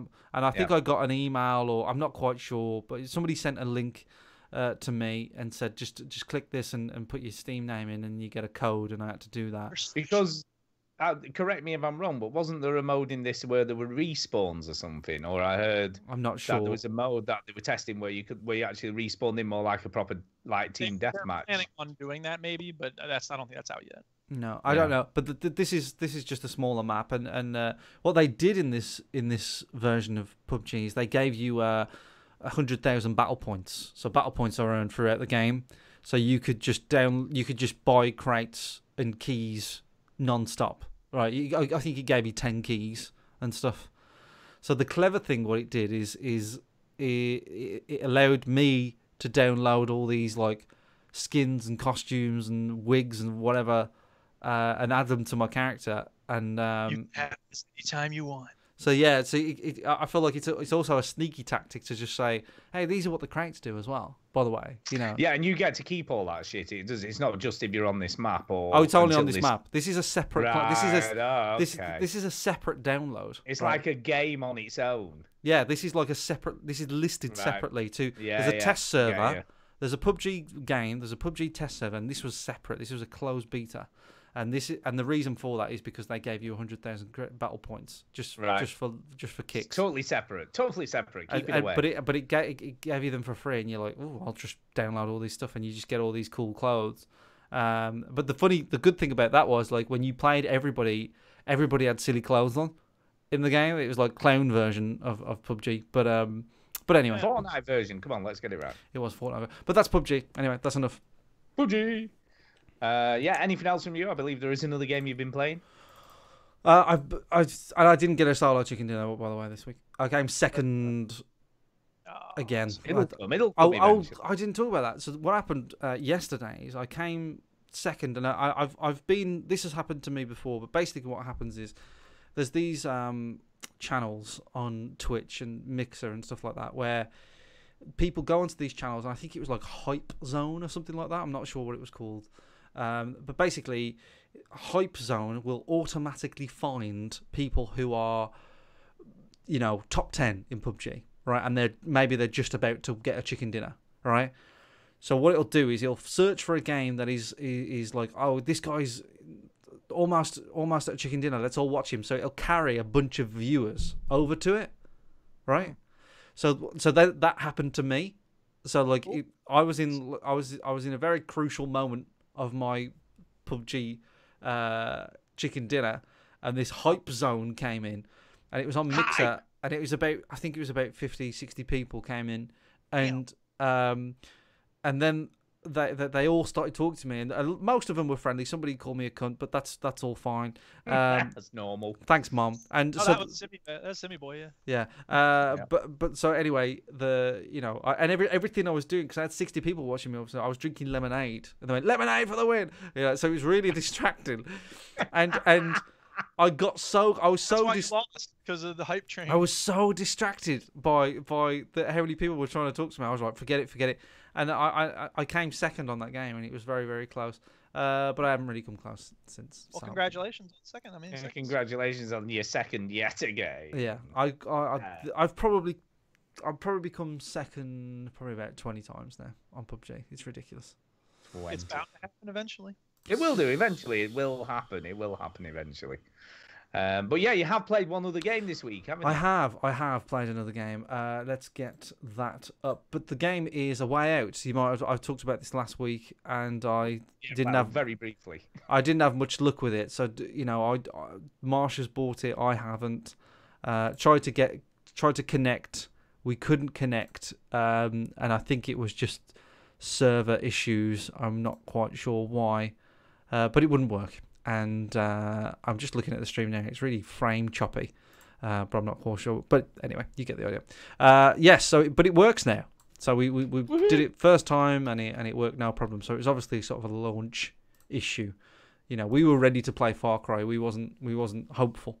At this point of the game, by the way, Marshy's stuck. Like I think he broke the game, and he's accidentally walking into some bars naked. So he's kind of, and then you see his body slide over. But anyway, Penis found a way out. His wang is out. So, in terms of like the connectivity of the game, getting in the game, now that it works, I've had no issues with it. So if you're thinking about playing this with your friend, no problems. So it's all good. So I actually can talk about the game now. Okay. And I think it's really good. It took me a while to sort of realize if I liked it or not, and I think it was kind of during the bridge escape thing. Oh yes. That I finally said to Marsh, I said, "This game's really good, isn't it?" And he was like, "Yeah." Like we kind of like realized, it was like, "Yeah, this is all right." I don't think it's going to win many people's Game of the Years. It is pretty laggy. The feed at the moment is really laggy. I think that was just the stream at the time. I'm not sure why it's so framing. But anyway, the game wasn't playing like No, the game was playing fine, so it's all good. But yeah, I don't think it's going to win like a Game of the Year, but it's certainly like a different game. Like it feels like I'm playing something I've never quite played before. Which is unusual, you know what I mean? You don't get that very often. How many times can you say that? But when you played Brothers: A Tale of Two Sons? Well, no, because you're playing it with somebody real, and but what I'm saying is that was a game that played like nothing else you'd played before. Yeah, I suppose so. Yeah, and it just feels so different to any other co-op game. It's very well done. I have to say, I think the acting is pretty bad. Yeah, it's not amazing, is it? And when I they said last week, some of the liberties they took, especially in the early prison scenes, were just straight out of Prison Break or Shawshank or any number of Prison Break films. Yeah, I'll talk about the cliches in a bit, but when they started talking, I was like, "Is there a problem?" Do you know what I mean? Like, it's not that terrible, but I'm playing as the sort of Elvis-looking chap. Is it Vinny or whatever? Yeah, the younger one. The younger one. And I can't place his accent at all. Do you know what I mean? Like he's supposed to be Italian, I think, like an Italian American sort of accent, I think. But I'm really, really having trouble with it. But it does do things that is clever. Like when it introduces the characters at the start, it gives you a very brief sort of overview of what kind of characters they are. So what that helps is like, well, I'm more like him. Like I'm more the Joker, Marshall. I'll be him, and then it gives you a bit of banter. But he's older. So I like that. And I think what's interesting for Millie and I playing it, we just played it regarding which side we were sat on the settee and which controller, went Yeah. to that side of the TV. And what's kind of funny is Millie's playing the younger character, which is the more gung ho, Yeah. wants to do all the bad shit character, and I'm playing obviously the more sensible character. But Millie wants to be more sensible, so it's kind of funny that she's unfortunately playing the character that really she shouldn't be playing. Yes, exactly. In the shot right now, there's somebody that looks like they're getting bummed in the thing, and you go over, and it's, oh no, he's got something stuck, and he's performing the Heimlich maneuver, and I think the game. Heimlich maneuver, y'all. And I think the game is purposely trying to screw with you there. You're assuming that you're going to see some bumming action. I think there's sexy times. Yeah, and I was severely By sexy, disappointed. I mean He's just thrutching against his arse. That's Yeah. what he's doing. And at the same time, Marsh is thrusting. He's doing some press ups on the other side. So it's a very bizarre game. It is, and I know Stu said this last week, but it is Shawshanking the fuck out of Redemption. It is. It's like tarring the roof. And you're like, really? Yeah, I forgot about that. Yes, they have that Oh scene my there. God, And you're the beers. Can we have a beer? It's Well, ridiculous. well, I mean, in that case, it sounds like they're trying to make an homage when they say, "Can I have a Yeah, beer?" but it's not an homage. That's the trouble. It's a direct copy half the time, and that's the problem. It's not like a nod to it. It's like the scene out of Shawshank, recreated in a video game. Pretty much. Yeah. But that doesn't bother me too much. It didn't bother me. Once I was out of prison, I was like, yeah, it's improving now because a lot of that stuff goes away. Yes. So I broke out of prison, and I won't spoil too much with the game, but I broke out, and basically the first thing you have to do, and I'm not going to say it, Stu, and you shouldn't say it. I won't say anything. But the first thing that we had to do as a team when we broke out of prison, was quite silly. I thought it was just a bit like, really, like, this is what we're gonna do. We're hungry, Stu. Is what I'll say. Oh yes, now I know what you're talking And about. I'm Yes, but I quite like that. I just bit. thought With it was like, I'm like, you've got to do this. What are you doing? You've got to go there. Yeah, and I just thought, really, but it is interesting. So that's where we're at now. We Right, we're quite a bit further ahead than you are at the moment. So, do you want to take it on? How are you finding it from last week? Like I say, I haven't actually played anymore this week because Millie is revising for exams, and quite frankly, I think that's like less important than playing a video game. Really? She needs to sort her out. I know. Priorities, man. Jesus. Yeah, I mean, like, revising for exams, who needs to do that when there's video games to be played? What do you think, Duke, as a teacher? I think she's stupid. Get to make time for what's really important. Play some games. Exactly. So, yeah, we haven't, unfortunately, had a chance to sort of play. By the way, what did you think about the quick time event stuff? Crap. At the beginning of the game. Yeah, it's not good, is it? White counter, extra it looks hit. all right. It looks good, though. But it's a bit stop-starty as a result. Yeah. No, I don't like it. I like it when you have to do something together. Yeah. Or figure something out together. One of the early parts of the game, which I kind of liked, is where you had to keep a lookout, shall we say? I thought that was kind of cool. Yes, yeah, I know what you mean. Yeah, that is good. There's good things about it. There's definitely good things about it. There are some good things, but there are some stupid things. Like the laundry thing was a bit stupid. It's that was shit. That didn't bother me as much as it bothered you. It was dumb, but I wouldn't have picked that out. But yeah, no, it's. But the fact that you could steal and then hand it through the bars to the other person where the metal detector is. Yeah, that's sloppy. There is a bit of sloppiness, but I suppose that security's terrible, man. Yeah. If you've got like sort of shiv, just hand it through the bars, man. That'd be fine.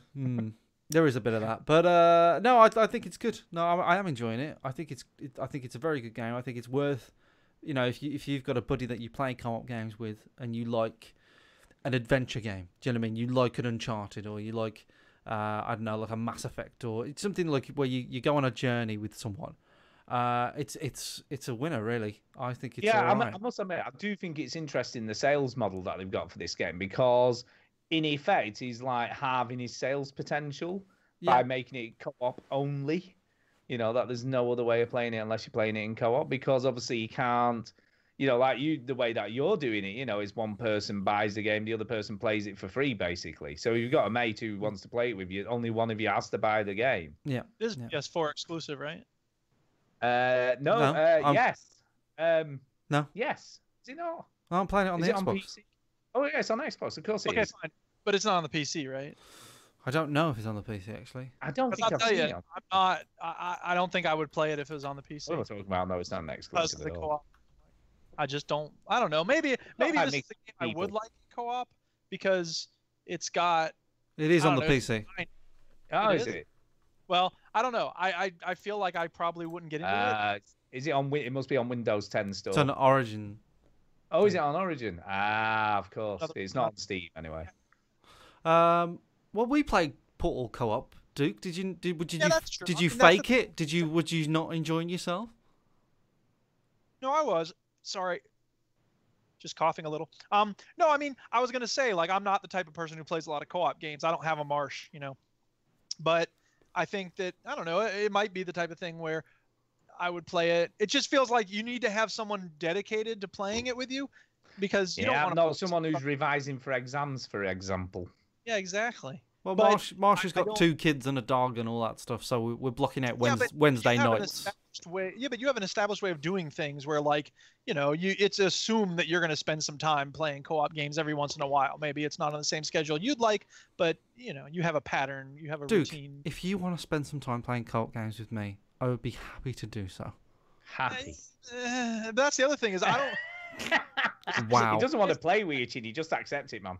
Here's the thing. Look, when I come home from school, very often I don't want to talk to anybody. I don't want to do anything someone else, and I want to have the freedom to just do whatever I want to do for however long I want to do it. And as nice as it is to play games with other people, there's something very nice also about not having any kind of social obligation. But I don't buy that though, because you play Rocket League with other people.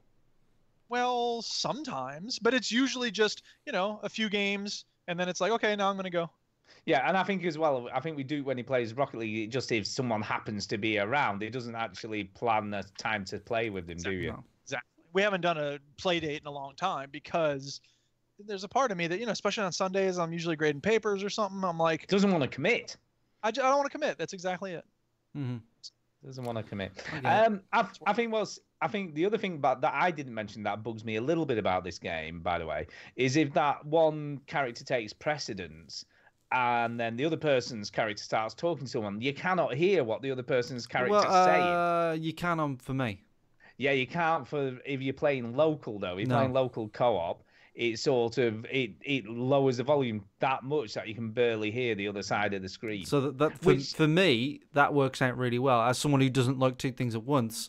Yeah. But it's weird that you can, because obviously you're playing independently at the same time and Yeah. you're both talking to someone. Suddenly one person can't hear what the other person's saying Yeah. or whatever. I'd imagine, split screen, like in local co-op, that would be annoying. But for me, every time Marshy spoke to someone and then I spoke to someone, it would quiet Marshy's stuff down and I could hear me. So can I just add just a curious question? When you're playing obviously separately on separate boxes, do you just have your character on screen all the time, or is it still in split? What you're seeing now is what exactly I saw. the same thing. Yeah. That which makes kind of sense. Which because, is good. Yeah. And I like the way that they expand the screen when there's one character's more prominent than the other and stuff like Well, that. you don't They've even done a cool notice thing. it, do you? Really, you don't even. No, they've done a really cool way of doing it. I like this scene here. So this is the scene where you've got to steal a screwdriver. Yeah. This is again. I feel like in this game there's a lot of like. Well, you're just gonna have to fucking believe it. It's the same logic of when you hide in a bush in Assassin's Creed, no one can see you. Yeah, it is. Yeah. Because in this scene here where you hide behind a door, right, and this woman comes into the room and Marshy said out loud to me, he says, "I can see you. Like I can literally just see you there. Right, you're not hiding. There's a glass in the door." And also, she walks into the room, and why does she not question the fact that you're not there? Why does she say like, "Where's the other guy? Where's the other prisoner gone? Where's the other guy?" All right. Raise the alarm. You know, so there's a lot of like. Yeah, so there's a lot of nonsense like that. I am streaming the whole playthrough of A Way Out on YouTube, Twitch and Mixer. I had a comment on it actually, and it said, "Laughed all the way through this. When is part 2? Best YouTube of 2018 so far." There you go. You see, there you go. Look at that. Look at that. Oh, I've also uploaded a Best Bits PUBG called the Venga Bus. So if you want to know, I think people are like that as well. So if you want to know what that is about, also I should talk about this while it's on my mind. We started an Instagram account this week. Yes, I saw this. So I'm a big fan of Instagram these days. I go on it more than the others, and I thought let's do an Instagram. Sometimes I just do it and see if it takes off, or like see if I actually remember to do it. So and what I'm going to be doing on the Instagram is just obviously posting random videos and pictures and stuff. But now and again I'll upload clips from the streams and whatnot. So subscribe to us or follow us or whatever you can do on Instagram. Veteran Gamers UK. Yeah, how the hell does that work? There is another account on Instagram called Veteran Gamers, and it uses our old logo. You're joking. And he hasn't posted since 2013. Cease and desist, man. Oh, he's already done that himself. So yeah, there's 2, but ours has a UK on the end. So follow us on people Instagram. Use our logo all over the place. I know that's because it's an awesome logo. I know, bastards, I tell you. Yeah, I was just gonna say Instagram. Yeah, I got a funny text off Chinny today that said, if you see something come through. Now, I read it as Gambler, right? But I realised it's not called Gambler. It's called Grambler. But when I read it, I was like, oh God, is this some poker thing he's doing? And he's just linked it to the podcast. What is this? What? No, Grambler is a way of uploading videos to Instagram from your computer. Yeah, I know that now. So that's all that is. I know that now, but I was like, Gambler, what is he linking us to now? What is happening? No. So like the problem is to upload a video from your computer, you have to do it via something else. But I figured it all out. It's fine. It works pretty well actually. But anyway, A Way Out is pretty good. By the way, the OTE podcast keep on dropping in, giving us some. I'm done with the beef. I'm rising above the beef. I'm looking on their stream now. I'm looking on their stream now, and the picture they've got up. The picture they've got up is the nice picture of all of us. I think it's 2015 we took that because I still have long hair. There. I'm a bit thinner.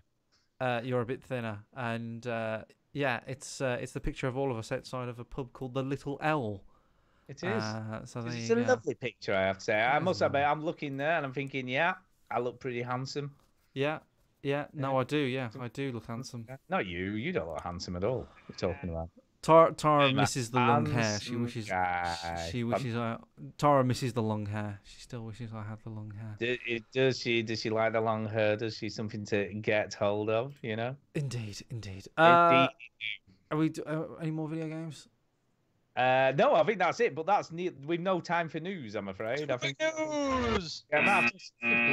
Super quick news. All right. Super quick. If we're gonna do super quick news, you two have to shut the fuck up. All right. Okay, I'll try to. I'll try. Okay. Super quick news. Fortnite Mobile has over 15 million.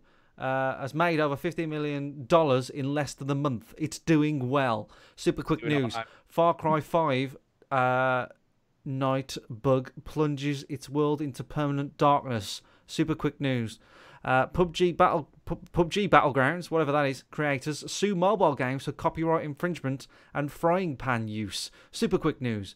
Far Cry 5 is the fastest selling title in the franchise with $310 million in sales. Super quick news. Sea of Thieves new patch aims to fix respawn griefing. Super quick news. Monolith removes loot boxing from Middle-earth Shadow of War, but no one's fucking playing it, so no one cares anymore. Super quick news. Too late. That's it. No, I think there is one story you should just cover a little bit. I know, just the one. Which is a report that came out this week. Basically, in the UK now, because of equality rules, companies have to produce a report that states what the earnings are between men and women and the disparity of that. Okay. Good. And yeah, so they've got to publish this in a public way so everybody knows. Rockstar aren't so good, it appears. That's surprising. I would have thought they'd be a bastion of feminism and equality. I know. So basically, this is what came out of it. So Rockstar North shows that the average women's hourly rate is 64% lower than their male colleagues doing the same job. That sucks. Which means women earn 36p less for every pound that the man does. In terms of bonus payments, 83.9% of women receive them compared to 89% of men at Rockstar North. However, so that's fairly similar. It's not a long way out. However, the average woman's bonus pay was 84% lower than the men's. That's a hell of a gap, isn't it? Does it depend on what the job is? Well, basically, when they've done these reports, it has to be of a similar job. So it's sort of people doing similar jobs and how much they get paid to do that job. Because imagine, like, you know, if someone's an engineer or a coder or, you know, managing a massive team, their bonus is going to be a little bit different to, you know, somebody doing the front desk. And I'm not saying that should be a woman. Saying women are too stupid to do the hard work. No, is that what you're trying to say? I'm just saying That's that, like, whoever, if it's a male or female doing the front desk, you know, are they going to get? They're not going to get the same bonus, right? They factored for that. Right. Okay. No worries. To put it into some sort of context, by the way, so they're saying that obviously the thing is 64% lower for the hourly rate. So that's at Rockstar. At EA, it's 13.7%, 12.8% at Sony, and 6.6% at Microsoft. So you can kind of see the disparity at Rockstar compared to other big video game publishing companies by comparison. So it does seem that Rockstar is a bit of an outlier in this, and how bad they really are. I mean, it's pretty bad in the video game industry as a whole. Apparently, it's wholly worse than most other industries within the UK. Yeah, well, I suppose that's why they're making them public. Is now they've got a spotlight on it, they have to fix it. Now it's more likely that they'll do something about it. So, yeah. Is there anything like this in the US, by the way, Jupe? Probably. I don't know of any. No, I don't mean. I mean, did the companies in the US have to publish what pay they give different people?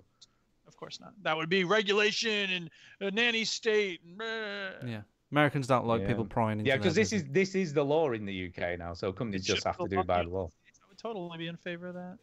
Yeah, but it's working. It seems to be working anyway. Well, there you go. Super quick news done. Yeah, there you go. And a super little bit of sort of longer than quick news, but there you go. Right.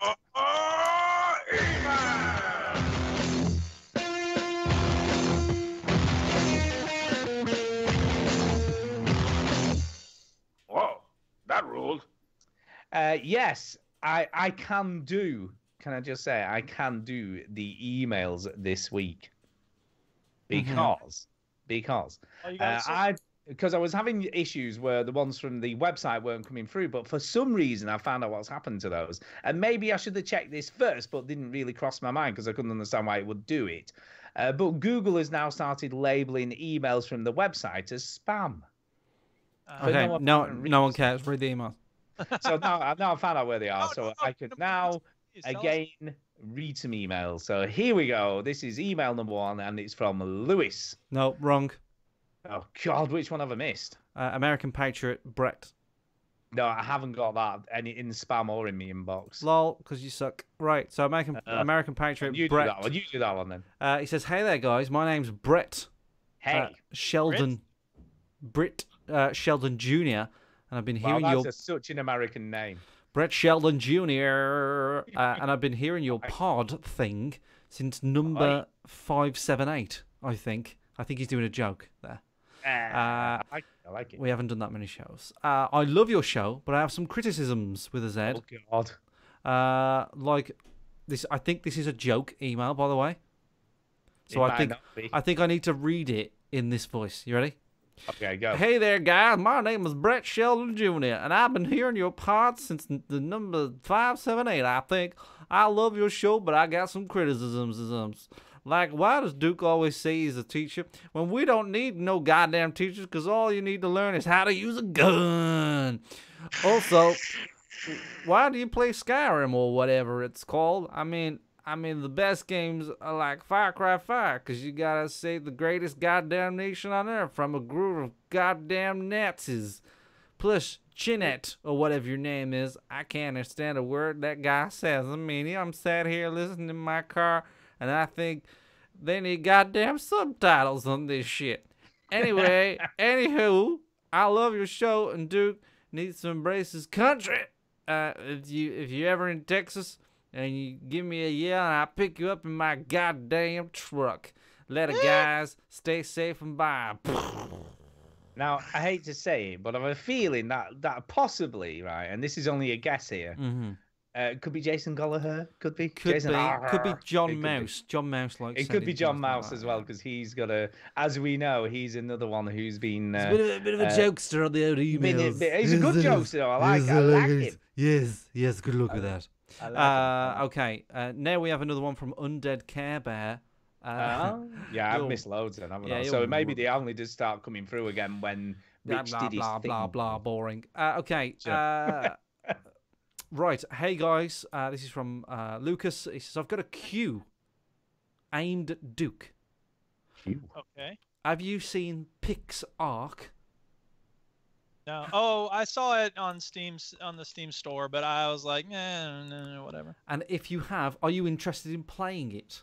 Kind of, except I feel like the gameplay would probably be very similar to the Ark gameplay, which was the part that annoyed me, not so much the graphics.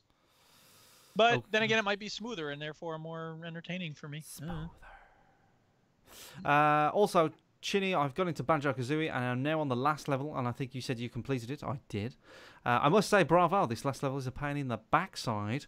I've been on it for an hour, and I gave up since then I put on it for 30 minutes of time and give it again. I'm trying to pursue and complete the game, but my conscience is whispering me to give up. Anyway, really enjoyed the podcast. Have a good week. There you go. Lucas. Thank you. There you go. Lovely. Are we up to Lewis now? Let me just check. Just check there aren't any more, because I'd hate to miss anyone. We've got 2 from Lewis. Yep, I'm on those. I'm on it like a carb on it. Here we go. Email number 1. This is it. It says, hello, veterans. Hi. Hello. My emails have been a bit too long recently, so I'll cut them down. And I hope you've all had a good week. Yes. We did have a good week. Stu said he didn't see the new Tomb Raider a little while ago, and after seeing it at the cinema, I'd say don't even bother considering it. Damn. It is the worst movie I've seen since the Emoji Movie or that Trolls thing. I like the Trolls film. You probably would, because you're... I watched it with Leo. He was adorable. It was adorable. I've not heard very good things. You know, you keep thinking that sort of video game adaptation. This is going to be the one. This is it. Going to come. No. A reboot of a video game movie is not likely to be good. No video game movie is going to beat Mortal Kombat. I'm sorry. Is that the one with Kylie in it? No, that's Street Fighter. That's Street Fighter. Is that Street Fighter? I always get mixed up which one's got which in it. Street Fighter hasn't got a thing on Mortal Kombat. Mortal Kombat, it's got everything. It's got love. It's got claymation. It's got somebody getting punched in the balls. Stupid, skimpy mini dress chained to a wall. Exactly. Exactly. That's what made it so everything. Great. It's got a person that looks like Steven Spielberg in it. It's got everything. Can I just say as well? I still think one Orbital of my. Too, by the way, sorry, it's got Orbital in the end. There you go. Then that must make it a classic. Yeah, no, what I like, one of my favourite video game adaptations is the original Resident Evil. I thought it wasn't brilliant, but it was sort of okay. Isn't that Yui Bowl? No.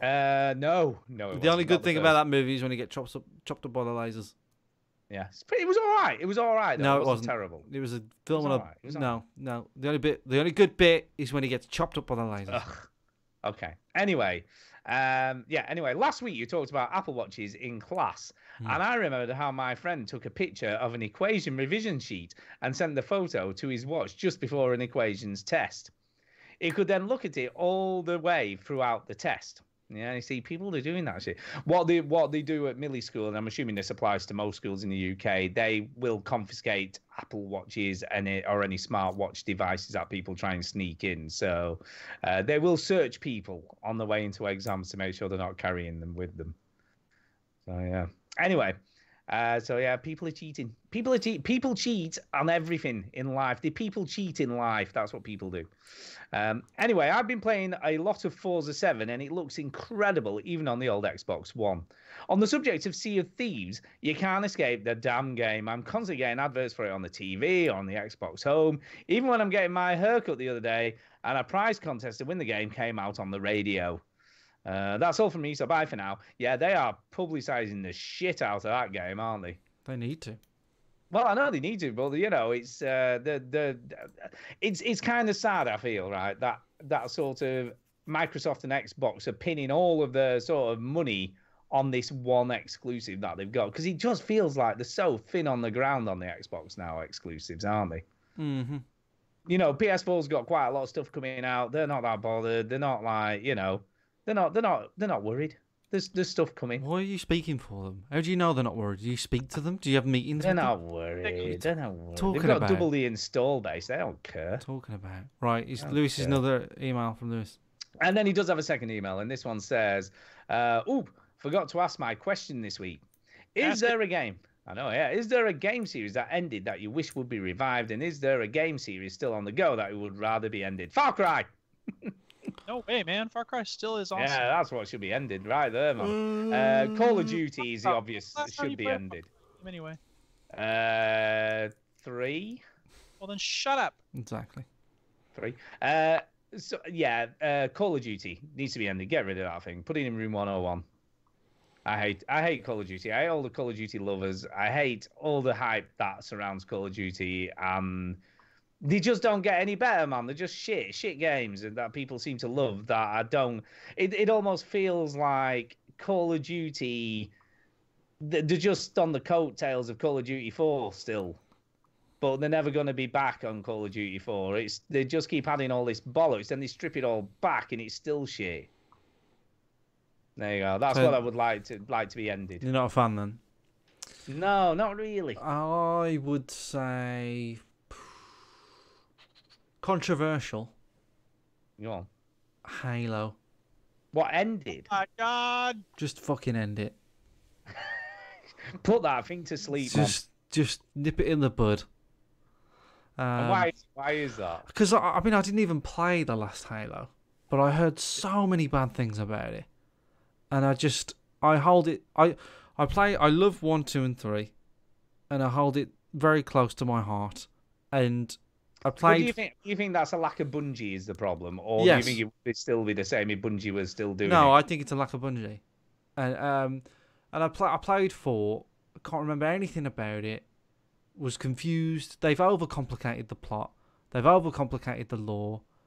You know, because the lore in Halo is kind of like Star Wars, right? Where people pretend that Star Wars has like this massive universe, right?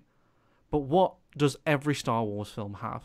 Stormtroopers, lightsabers, the Force, somebody getting chased in a ship, somebody having a battle with the lightsabers, some shootout in a town, lots of weird foreign aliens, right? It's the same shit every film, right?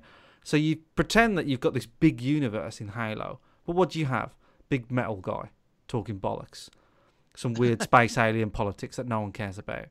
Big Little squirmy dudes. And the Covenant, the Flood, every fucking time. And then they brought in the new aliens in 4.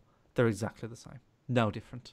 And it's just this, like, it's just a cash in of people loving this franchise, and they'll bank on it, and they'll say this is different but not too different. It's the same but it's risky, and it's like complete bollocks. And I wish they would just nip it in the bud.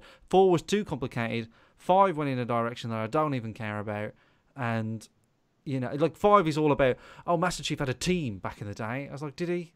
He's a fucking helmet. No one cares about him. Like, he's cool because he doesn't talk. And he's mysterious, and keep it that way. Because as soon as you start finding out who he is, you're bored. And it just pretends to have this great lore, and it doesn't. You know, it was a game where you found a weird ring and you blew it up. That was it, and it was badass. And now it's this like whole problem, and it's whole and no one cares. And they make films about it, short films, animated films, books, and you're just like, shut up. Halo. Halo needs to die. What needs to die, Duke? What needs to go away? What does need to go away? I'd be alright with Call of Duty going away. I'd be okay with Call of Duty going away. Because look at Assassin's Creed. Had a break, came back fighting. Yeah. But it won't go away. It won't go away. Well, it won't go away because it still sells a shit ton. I think what's kind of interesting, talking about Bungie, Destiny 2 it sold about half, didn't it, of the amount that Destiny 1 sold.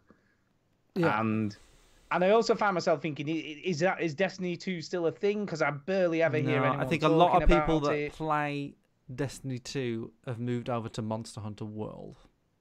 Yeah, I just feel like the first one was kind of everyone was up for it because it was Bungie and it was like, oh my god, it's gonna be amazing. Destiny, it's gonna be Halo on speed and all this. Me too. I know you don't want to hear it, but it's true. Yeah, no, I know you did. It doesn't mean I'm not saying it's a bad game. I'm just saying from a sort of company point of view, it hasn't sold. Probably less than they'd even would have predicted. I would imagine.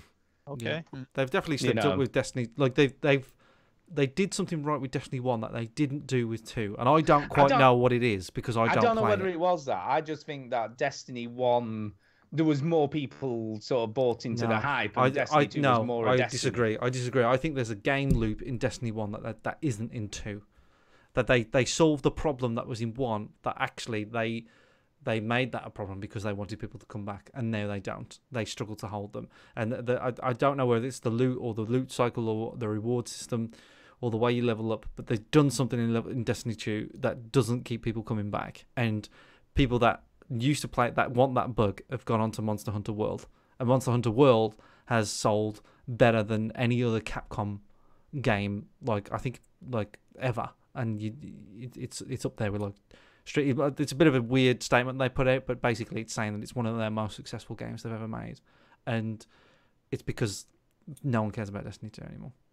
No, I don't think they do. I really don't. It's weird. I can't think of a game that I would revive though. I can totally think of a game I'd revive. Go on. Half-Life, of course. What is the matter with you? I don't care. Because the problem with Half-Life 3 is that it's just such a fucking meme now. That whatever it is, it's gonna be oh my god. I don't know if I can handle it. And what about Left 4 Dead 3? all the threes people. What's the matter with you? Yeah, I mean it would be nice to have Valve making games again, but they are, but they're making shit card games. Yeah, they're making games that make a lot of money. I know, but it's not about that. I think what's kind of sad for me, that's not what Valve stood for. When Valve made all those great games, it was because they were this cool indie developer, and they still are an indie developer, independent. They're not part of another larger company. They are weirdly still an independent developer, but they were all about creativity, bringing modders in, getting people who are doing cool stuff to make games for them. And all that stuff just seems to have gone away with the event of Dota and obviously Steam and the amount of money they're making hand over fist on that. And it's just sad. I just think it's really sad because they were the most creative video game makers, and now they're nothing. They're nothing in the video game creative world because they don't do fuck all. Mm-hmm. Well, what they're doing is something that you're not interested in. That's no, well, it's not that we're not interested, but they're just more. Is Gabe Newell really that shallow that all he's interested in is making the next big buck now?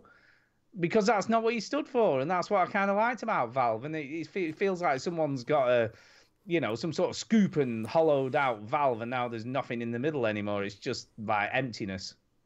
I don't know. Can't speak for him. I can't think of it. Can you think of anything that could be revived?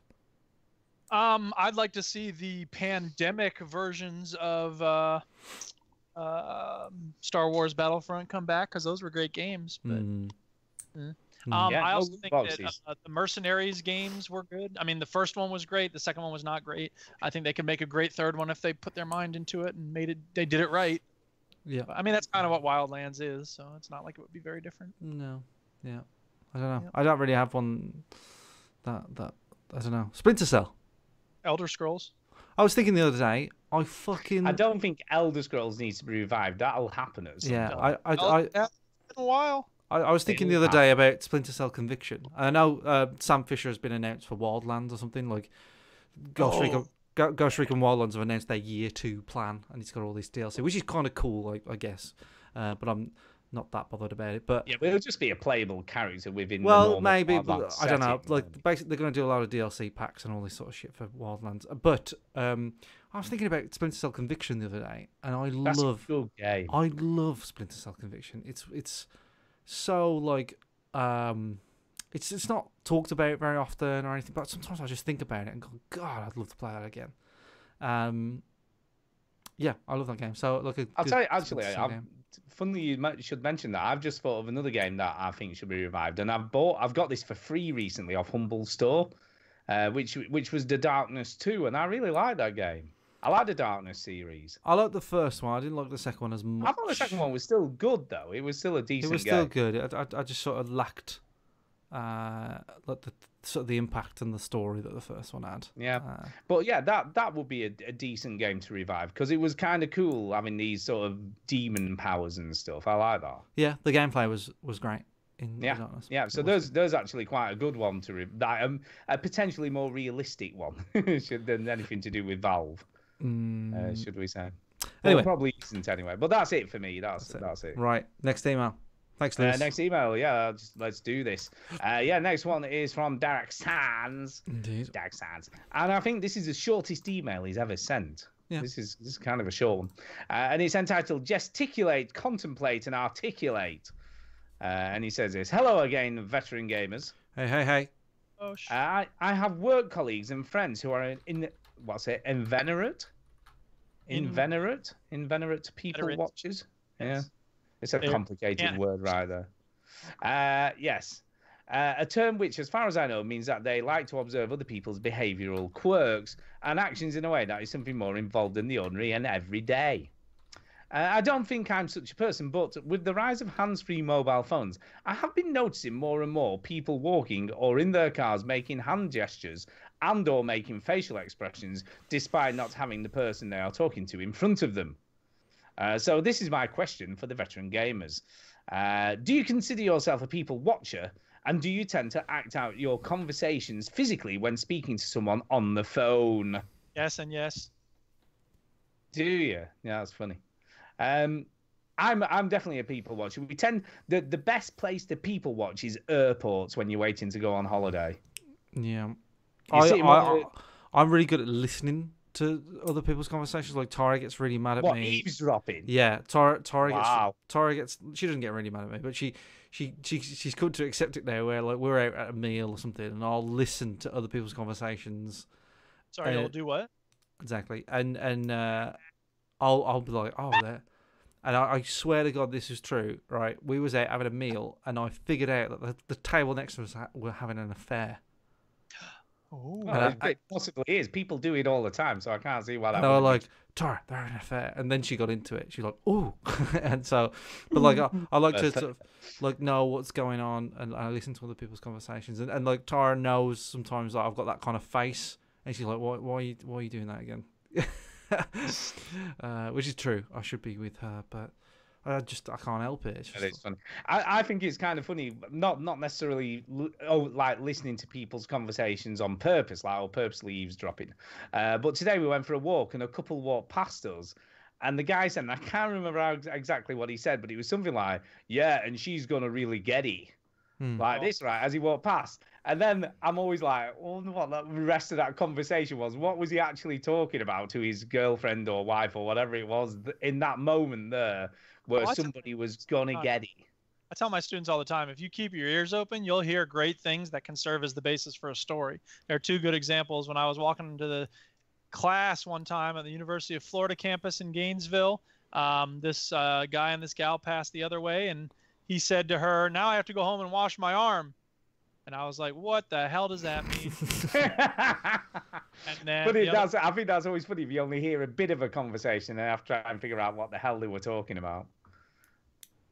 And then it was this guy and this gal were after class one day.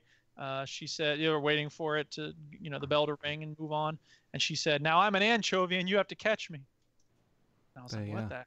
I heard something. I was outside the popular the store Curry's, and I walked past, and we was walking to another shop, and it sounds so ridiculous. Like, this sounds like a made up story that I heard, that I don't say it very often, right? But I walked past this couple, and the guy said, "Why won't you let me do you up the arse?"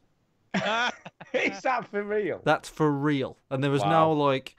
Was well, this in the middle of the day though? This It's is not like we you're just outside the pub we were in a car park, and we kind of walked past them, and they just, "Why won't you let me do it up the arse?" Right? And it just there's no you know Yeah, that couldn't be misread, could it? No, really? no, I clearly knew what the topic was there of that conversation. Oh my god.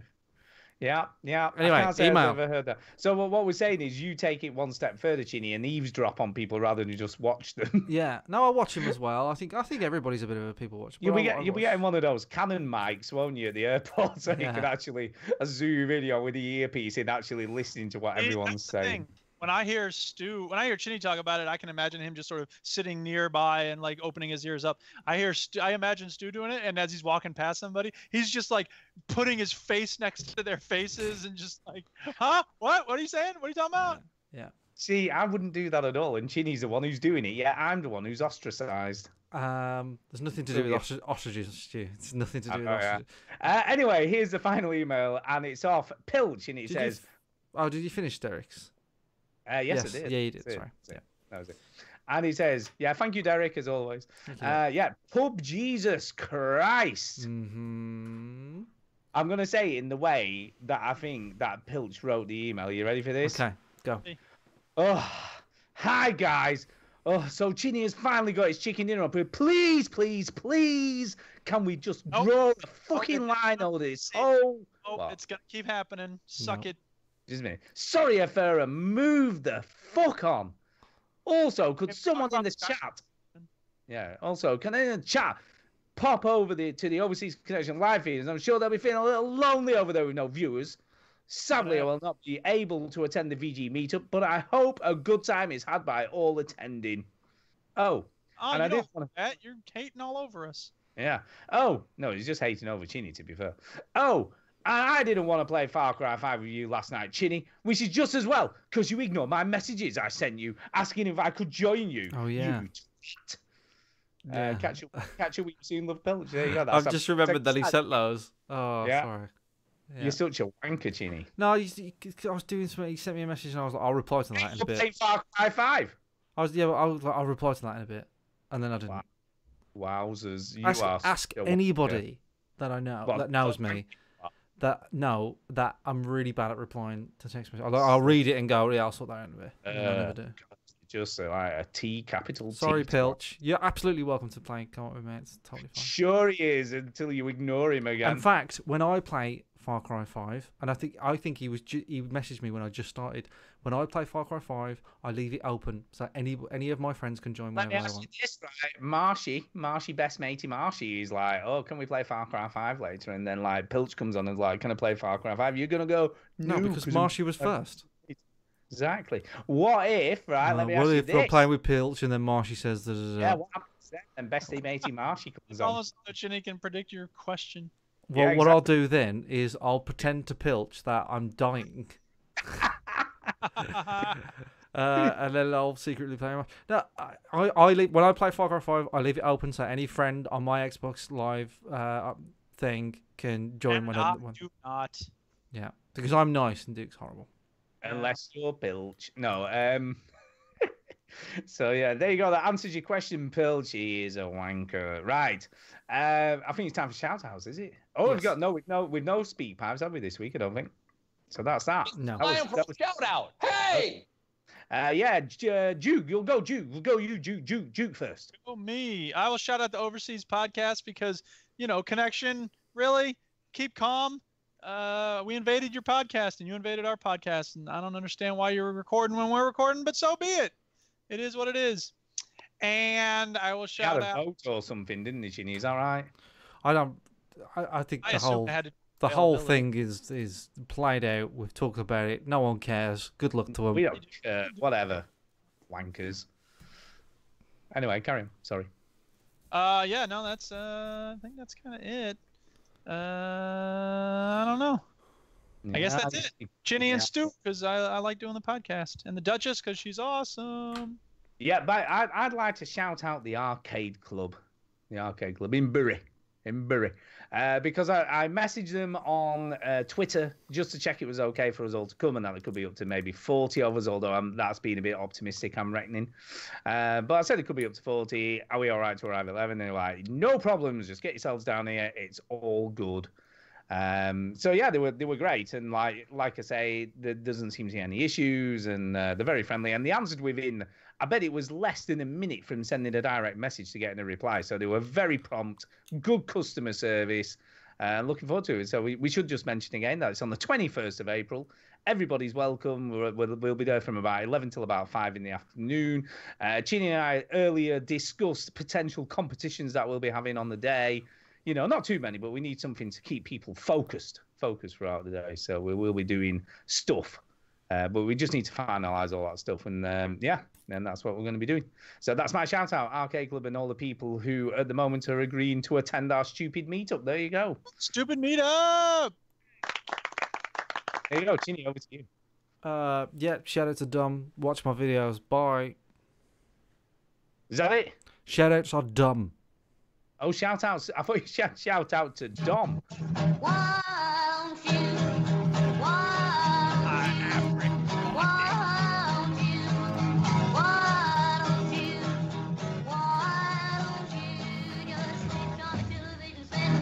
Something less boring instead. Sitting at home, watch TV. Very love's no good to me. Why don't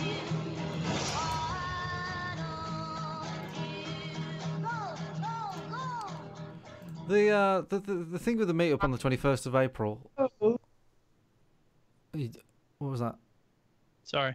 That was what do you think it was? The 21st of April on the meet in Bury.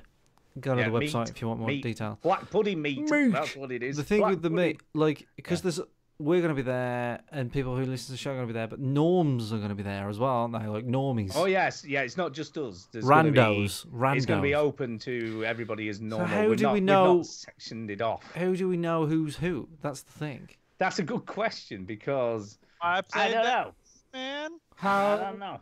No. So I'd assume most people will know what I look like. Yes, they'll know you. They'll know you, and some people will know what I look like, I guess. But your face is more public than my face. Yes, and shall we say? People will know what you sound like, and probably they'll see me and go, "Who is that handsome bastard who looks about they'll 30?" hear you from around the corner and go, "Ah, they will. That's that voice that I hear." The voice. Yeah. The top floor's not that big, so if we say we'll be up on the top floor till wanking. about at least wanking each other off till at least midday. Mm-hmm. If you come up to the top floor, that's what where about if we'll they've be got hanging kids? Out. Then they can't come up there. So you haven't really thought about it, have you? No. No. Maybe you can maybe we can man one floor each. I don't know. Maybe. And just keep tapping randomers and going, "Are you here for the podcast? Are you here for the veteran gamers? Are you here for that?" You know what I mean? You should make a little flag and wave it. What we've got to be careful of, though, being in Bury and all, we might get punched in the face if we do stuff like that. We won't get punched in the face. So you've got to be careful, just tapping randomers on the shoulder. What we've got to be careful of is that people in Bury, they can't speak English because they speak Northern. Northern. What's that? We have been looking for somewhere to eat afterwards for people who want to have some nosh Have we with us decided later. where that's going to be? Nope. Where? Let's do it now. We're very organised here. Let's do it now. There's like three options. You said there weren't very many options. You found an Indian restaurant. There was an Indian restaurant, yes. Just a minute. Let me look at it. Let's I'll just have to go there. TripAdvisor now. Let's just go there. I know, but you'd probably have to book because it's quite popular. Book for 20. See, that's the problem. You can't book for 20 if 20 don't turn up. Book for 10. But you can't book for 10 if 10 don't turn up. Book for 20. 20. I think your idea is better to go more to a chainy place where it won't matter. Let's go. Although, to be fair, Saturday night, wherever we go, is going to be busy. It's going to be fucking Ramadama Ding Donged. It's going to be Ramadama Ding Dong. Pizza Express is fine by me. Yeah, where's that? Is that the one at Is that the one at Bolton Wanderers football place? Is that I near have there? no idea. God, Middlebrook. realize something. What? I don't give a fuck about any of this. All right. Bye. Woohoo! Have a good night, guys. I'm stopping the stream now. That's brilliant. Bray.